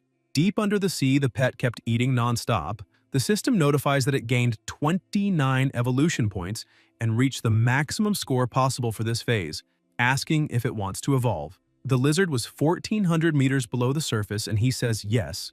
Both begin evolving at the same time, and he thinks he can hear ants moving food 100 meters away. 300 meters away, a security guard on patrol complaining about life. His strength and speed doubled, and he remains just as agile as ever. Now he has reached Earth level, his constitution has hit 1,000, and his spirit 200. The system notifies that he has gained water affinity talent and electric fire spit, along with electrical control. He thinks he gained the electric fire spit ability because he ate all those mutant tiger-headed fish. He thinks that now his pet is a total of 40 meters long, and at this point, it's not just a giant lizard, but Godzilla itself. It fires its electric fire, and he thinks that even though it's reasonably strong, it is still weak internally, and its electric fire has only average power. For now, nothing changes, until he notices another huge monster a bit deeper. The monster tries to attack, but he manages to defend himself, thinking it's quite strong and that when he eats that monster, he'll probably be able to bite a warship in half. Using only the strength of his limbs, he rips open the opponent's mouth, thinking it's just too strong. After eating the entire monster, he thinks that tiger-headed fish gave him over 2,000 evolution points and a lot of burning energy. He keeps swimming around the place because that cave must have been the territory of that enormous tiger-headed fish. While looking around the place, he sees something terrifying. An iron bar was lodged into a monster's skull, and he thinks it's horrifying, giving off a feeling of fear he can't even describe. And it also seems like there's something inside the head because the energy in his body is boiling. The system warns that he has discovered an ancestral factor and asks if he wants to absorb it immediately. The protagonist says yes, and the pet's body becomes surrounded by dense energy. The system says he has absorbed an ancestral factor and is now undergoing an extraordinary evolution, having obtained the power of an ancestral beast, Kiksh's Crimson Flame, currently absorbing Crimson Flame energy. Crimson Flame plus 10 points. He decides to test his new ability, and upon using it causes a massive explosion meters away. He becomes impressed with his own power because that demonstration of strength was terrifying, a simple burst of energy, and that island vanished completely. A little later in the warehouse, the protagonist is fully equipped. The sword he is holding weighs a total of 120 kilos, and it's the perfect weight for him, so he names it the Celestial Sword. The armor he is wearing is made of titanium alloy, and it's not bad either since it's quite useful, and once he evolves further, he will be able to detect other beings. When he opens the door, he is surprised because he didn't expect his first opponent to be just a little girl. He starts questioning if she is one of the Tiger Mountain City survivors with special powers, because if so, she is also a monster. He goes in and notices there are many other monsters, and apparently the city gets livelier at night. Without hesitation, he begins his attacks. The system says he eliminated a demon corpse and gained 5 attribute points, and he asked to strengthen his weapon, the Celestial Sword. The system asks which aspect he would like to enhance: durability, sharpness, armor-piercing capability, damage against monsters, elemental enhancement wind, fire, lightning, electricity, or light. And Chenchu asked to put 3 points into durability and 2 into sharpness. He keeps attacking the monsters, destroying all those coming his way, and begins releasing energy, saying that they're fast but not fast enough. The system notifies again, saying that he defeated a second-level demon and earned 10 attribute points. His armor was enhanced by 15 points, and he acquired a first-level shock deflection ability. He tells it to put 5 points to increase the armor's resistance and 5 points to improve the sword's cutting power. He notices something moving near him, and when he looks to the side, he sees a strange slime moving quickly. He attacks and destroys everything with ease. The system keeps notifying him that he killed a violent second-level demon and gained 12 attribute points, eliminated a 4-armed second-level demon and gained 10 attribute points, and killed a snake-like second-level demon and gained 10 attribute points.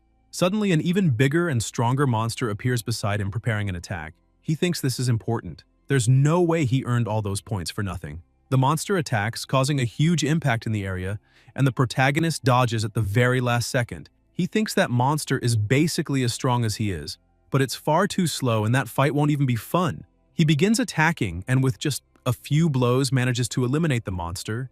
The system says he killed a 5th-level armored demon and gained 100 attribute points and also discovered the demonic armor element. Now he can use 10 attribute points to absorb it. Chenchu thinks it makes sense that the monster was truly strong since it was 5th level, and now he understands why he needed to hit it more than 10 times to take it down.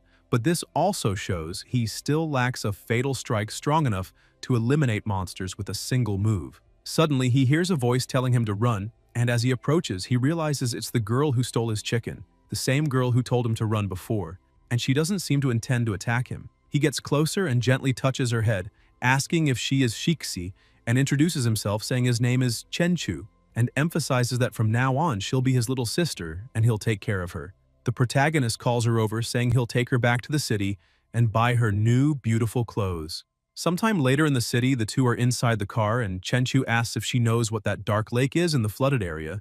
She says it's the black tide, but she doesn't know what's in there, only that it's dangerous. He buys a pretty dress for her, and after taking a bath and putting it on, he gives her food. Shixi begins running around the house completely happy, as if she were a child again. He looks at his status panel, now level 1, with physical strength above 1000, mental strength above 200, mental control and external chi techniques at beginner level with 780 out of 1000 experience, chi sense at beginner level with 640 out of 1000 experience, skills collapsing punch, beginner with 105 out of 500 experience, celestial steps intermediate with 580 out of 1000 experience, spring kick, intermediate with 460 out of 1000 experience, proficiencies lightning mastery beginner with 400 out of 10,000 experience, crimson flame with 930 out of 1000 experience, attribute points 80, inventory demonic armor element 1 unit, weapons celestial sword resilience plus 13,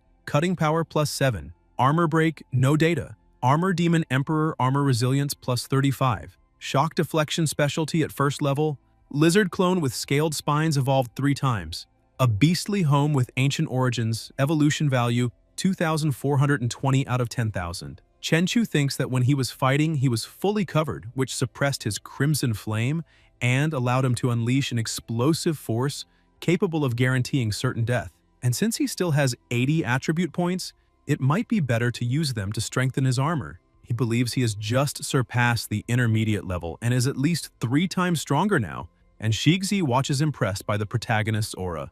Meanwhile, at the university, a group of people were sitting, and one of the students says the place they are training in seems to be at least lieutenant level. The blonde asks if he's referring to a second lieutenant, and the girl questions if he means they ended up attracting the attention of some secret department. Suddenly, someone else walks into the room saying, "That's exactly it.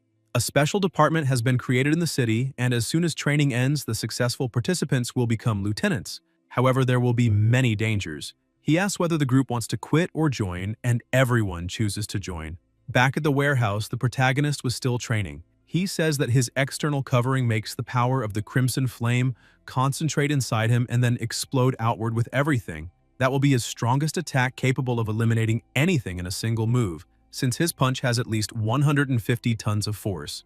So he will call this technique Exterminating Flame. After training, he sits on the floor exhausted, thinking that 100 punches should be enough, and that now, if he finds that demonic corpse again, 3 punches should solve the problem. On the university campus, the protagonist walks past the students, and one of the girls says that he truly is very handsome. The blonde guy beside her says that car is very expensive, and that guy must have been born with a silver spoon in his mouth. Another girl scolds him, telling him to be nicer. The guy with glasses asks why she cares so much about that guy. The driver says it's because he saved Lin Rongya from 4 kidnappers a month ago. The blonde keeps acting superior, asking if that kid really saved someone from 4 kidnappers. But the guy with glasses tries to downplay it, saying they weren't kidnappers, just some desperate men. The girl in the orange overalls asks if the protagonist is really that strong. Meanwhile, sitting in a plaza, he remains still while the pet does the work. He spots a submarine, thinking it must be a vessel full of thugs from the land of the kangaroos, and that's why it's so small, and apparently it's a good place for him to test his new strength. Inside the submarine, the alarms begin to blare. The crew screams that sonar detected a large life form 100 meters below, approaching fast. Another says it's indeed heading straight toward them at an impressive speed. Just brushing its claws along the side of the submarine was enough to tear a huge gash. The crew screams that the 2 rear cabins have been damaged and are leaking, and the sonar has also been damaged. The captain shouts to close the valves immediately to stop water from entering, and they need to activate multi-beam bathymetry, define a destination, and get an image of the surroundings.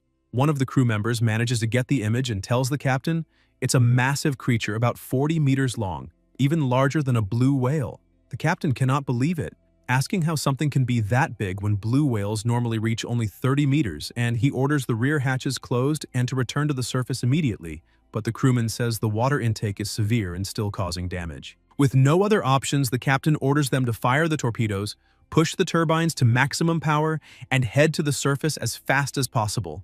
The pet looks at the torpedoes coming toward him and starts smiling, because now he has reached a speed of 200 kilometers per hour and those torpedoes will never catch him. The show has only just begun. The submarine tries to escape, but the pet quickly catches up.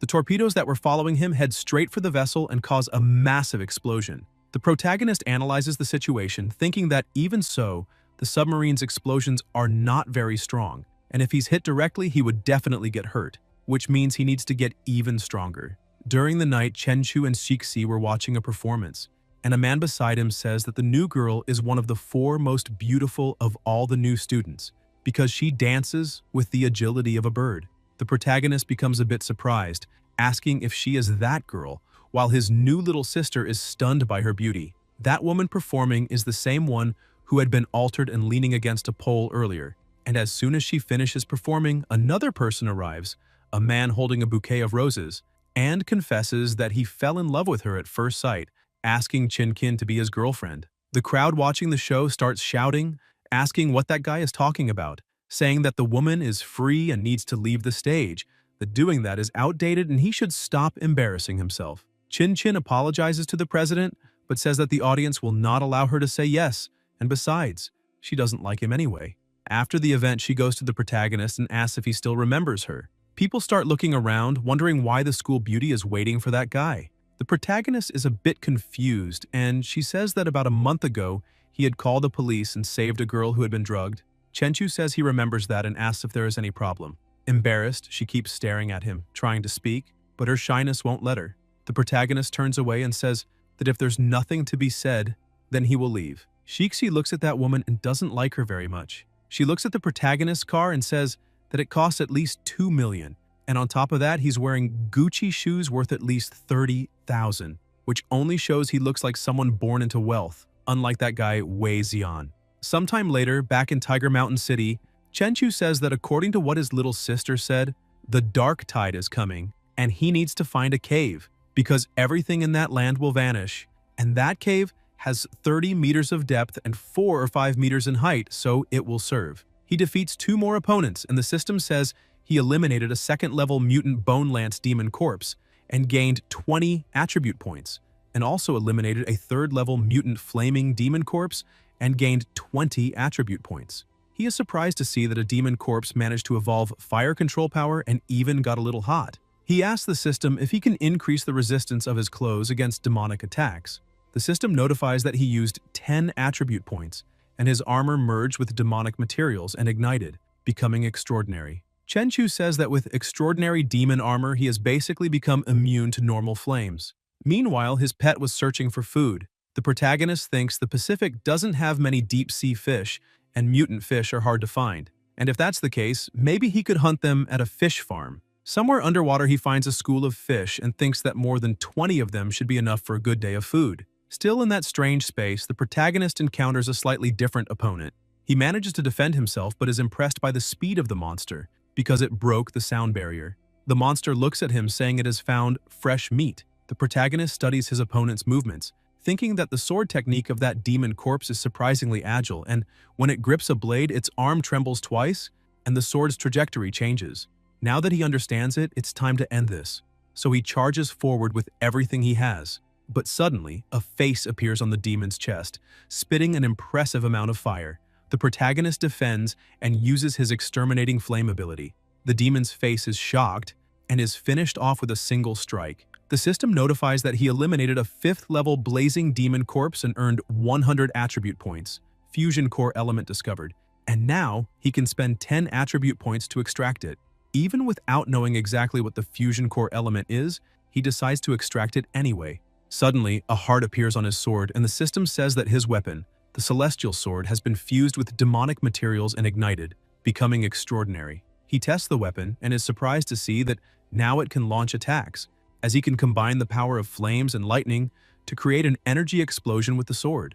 On the other side of the city, Chenchu finds a completely different demon corpse and is shocked to see that it underwent so many mutations that it turned into something similar to a spider. He looks around and realizes the forest is so quiet it's getting eerie, so he will head back. Back at the warehouse, Shixi runs to the door after the protagonist leaves, saying she will close it for him.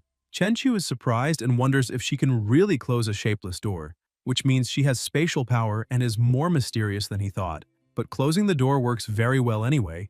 At least this way, the remaining demons won't leave while he's not there. The system says it has detected that the protagonist can increase his storage space and that with 10 attribute points, he gains 1 square meter. The system asks if he wants to do it, and he says yes. He says that's exactly what he needed, because he was about to start complaining that carrying that sword was getting inconvenient, and having a storage space is everything he wanted. In the deep sea, the pet had already appeared about 5 to 6 meters in just 3 hours and gained 500 evolution points, and farm-raised fish taste very good as expected. On the surface, aboard a boat, a man calls his companion Shan Tianjun and uses a torch to shine a light on the water, asking what happened to that tuna.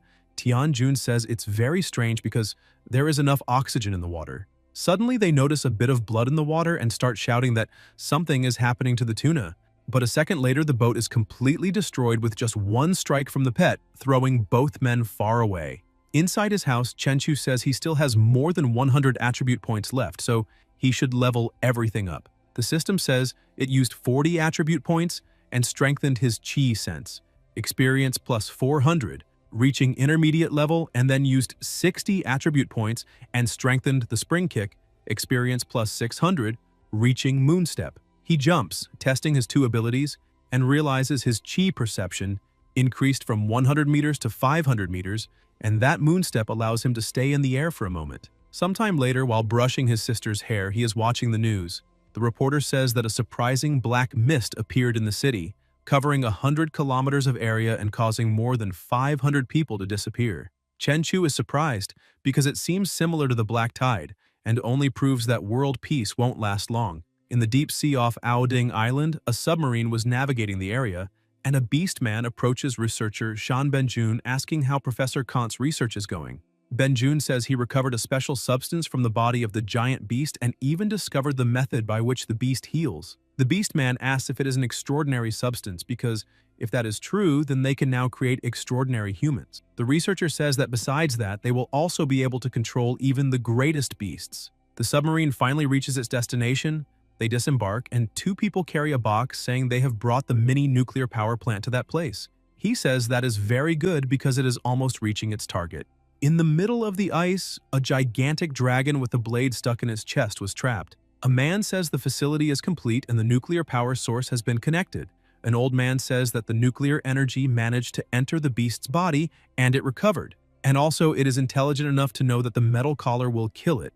And now it must follow instructions. Benjin tells Professor Kant that he is even smarter than Einstein. The beast begins to move and the professor shouts that it finally worked and that the monster will awaken soon. The protagonist's pet was watching all of this and thinks those people are trying to resurrect a giant beast and therefore must die, so he stomps the ground hard, causing a collapse. Everyone panics, saying another giant monster is there and they must block it immediately or they will all die. The professor gives the order to fire and calls Benjin to run to the submarine. The guards start using everything they have, shooting and even throwing grenades. While the professor ran as fast as he could, none of it had any effect. The monster kept moving to attack them. The guards say it can't be real because even armor-piercing 24mm rounds and an explosive bullet didn't work. Another guard says those weapons are used in civil wars. The pet wonders if this is really all humans are capable of, then uses its ultrasonic roar ability, unleashing its crimson flame and wiping out all the soldiers around. The professor and Benjin try to escape in the submarine, but the pet spots them and launches another attack, destroying the submarine. Suddenly, the giant beast that was imprisoned awakens. The pet observes this and thinks that they really did manage to resurrect that creature and its aura is terrifying. The protagonist thinks his pet only needs to keep its distance and kill it using electrical attacks. He strikes the giant beast, which begins screaming that it has just woken up and isn't strong enough yet, begging him to stop. As soon as he finishes eliminating that giant beast, the system notifies that he just discovered a damaged ancient reason and asks if he wants to absorb it. He says yes. The system continues notifying, telling the protagonist that his clone rested and gained evolution points +5 and physical strength +0.5. He is surprised to see that he can get stronger just by resting. After absorbing the damaged reason, Shixi is eating cake eagerly, saying it's delicious. His phone rings and shows a message. Situ Chanqian asks if he's free tomorrow because she would like to have lunch together. He says yes and tells her he'll pick her up at 11. Inside the teleportation gate, the protagonist is fighting another monster, and while dodging its attacks, he thinks it's incredible. Those blows could probably destroy a tank. Yet again, he wins with just one strike. The system says he eliminated a 4th-level demonic creature and gained 50 attribute points. He's a bit disappointed because he thought it would at least be a 5th-level one. He continues advancing quickly through the area using his probe, finds another nearby monster, and goes straight to attack. When the battle starts, the monster identifies his extraordinary level armor, and he immediately spends the 50 attribute points to strengthen himself. He launches forward and leaps, breaking the ground on his way to the opponent, but when he tries to strike, he cannot reach it, because a protective barrier rises between them. He realizes that energy wall is protecting the enemy, and that he needs a bit more force to break it. Using his Exterminating Flames ability, he manages to pierce the barrier and eliminate the monster. The system says he eliminated a 6th-level demonic creature and earned 200 attribute points. He allocates 100 points to strengthen his external chi and 100 points to enhance Crimson Flame. As he does so, the flames imbued in his sword become even stronger. He says the temperature of his flames rose from 3,000 to 10,000 degrees, and the range of his attacks increased to 30 meters. He strikes a monster that was flying and notices he managed to bring down a dragonfly with a single blow. Now his status has reached Earth level, and his power has surpassed that of extremely strong individuals. Physical above 1,652, mental above 254, external chi techniques intermediate with 6,200 out of 10,000 experience. Chi sense intermediate with 50 out of 10,000 experience. Spring kick advanced with 60 out of 10,000 experience. Proficiencies and powers lightning mastery, 400 out of 10,000. Crimson Flame 1,930 out of 10,000. Attribute points 280. Inventory 2 cubic meters. Weapons: Celestial Sword Resilience 13. Cutting 7. Armor Break 10. Special Ability Core Conversion. Armor Demon Emperor. Armor Resilience 45. Energy 50. Specialty Shock Deflection Ability 1st level. Clone Lizard of Scaled Spines evolved 3 times. A Beast Lord with Ancient Origins. Evolution value 7,620 out of 10,000. After returning to the warehouse, he says that external chi increases his power, plus he has Exterminating Flame as his fatal strike, Crimson Flames for long-range attacks, Chi Sense for awareness, and several armors and weapons repelling demons. He begins releasing his aura into his hand, saying that now he must train Collapsing Punch, Air Step, and his control over electricity and lightning. The next day in front of the school, some students were on top of the building, asking if that girl beside the car wasn't Situ Chankian, because apparently even she couldn't resist the charm of a fancy car. Another student asks when the university environment became this bad. Chankian asks the protagonist what they are going to eat since she will pay, and he says he would like seafood. Shortly after, already inside the restaurant, the protagonist starts ordering food and the girl becomes alarmed, saying that the total has already gone beyond 70,000, as she had only planned for 10,000, and that amount is equal to 3 months of her housing and allowance expenses. With no other choice, she says she only brought 10,000 and asks if he could lend some money, as she will pay later. The protagonist tells her not to worry about it because he already paid the entire bill and all she has to do is enjoy. Looking at him with admiration, she asks if he really opened a seafood company, because that is amazing. She also heard that he hasn't been going to school often and now understands why, thinking it must be because he is busy working and that entrepreneurs have a special aura. Chenchu looks at her and says it's not exactly that. The truth is that he hasn't been going to school because he has been busy killing monsters and leveling up, so he hasn't even had time to manage his company. She starts shifting around a bit, confused, asking what killing monsters and leveling up means, and if it's some kind of game. But the food arrives at the table, and she becomes distracted by the size of the crab, losing track of the conversation for a moment. Chenchu stares at the crab while thinking that if the apocalypse really happens, he doesn't know if he will still be able to enjoy such luxury. They go to a luxury store. Chankian waits in line behind him, thinking the protagonist said he wanted to go shopping after eating, but she didn't expect him to buy at LV, especially after spending 80,000 on a meal. Spending another 20 or 30,000 on clothes after that leaves her in disbelief, since she couldn't afford even one of the buttons on his outfit with her 2,000 per month allowance. Chenchu holds her hand and says they will buy her some clothes now. She becomes shy when he grabs her hand, wondering if he thinks she is easy. After choosing everything they wanted, he says he will take it all and hands the card to the attendant, who is also surprised, thinking he is the same guy from before. The first girl who came with him was already beautiful, but in just 1 month, he managed to find someone even prettier. After paying, Qian holds the clothes she received as gifts and thinks the protagonist just bought $30,000 worth of clothes for her the first time they met and wonders if this is what it means to spend money like water. But she also becomes a bit nervous, wondering if he will want to take her to a hotel next time and starts thinking about what she should do. Meanwhile, in a nearby gym, a demon suddenly appears and the protagonist senses it. He turns to her and says he has urgent matters to deal with and that he will send her straight to school. That attitude surprises her, making her think he has no ulterior motives or is taking things slowly. In the end, she thinks she may just be overthinking it. Chenchu believes a spatial rift occurred nearby and that something is wrong. Sometime later, he reaches the gym, still outside, and observes through the window, thinking that this is the real world. Yet a polluted aura showed up there. He follows the aura into an alley. The demon says that since it has been found, then the one who discovered it must die and begins to attack. But as expected, the protagonist finishes it with just one kick. The system notifies that he eliminated a low-level polluted monster and gained 5 attribute points. Chenchu feels relieved knowing it was only a polluted being and not a demon like the fungus from last time. Shortly after, Guan arrives at the scene with his students, saying he was planning to use that polluted individual to test his team's hard work. But someone managed to eliminate it first. The girl says that apparently the one who defeated the polluted being is someone extremely powerful who can control fire, and the deputy chief is surprised, asking since when someone who controls flames appeared in the city. Meanwhile, inside his house, the protagonist is watching the news.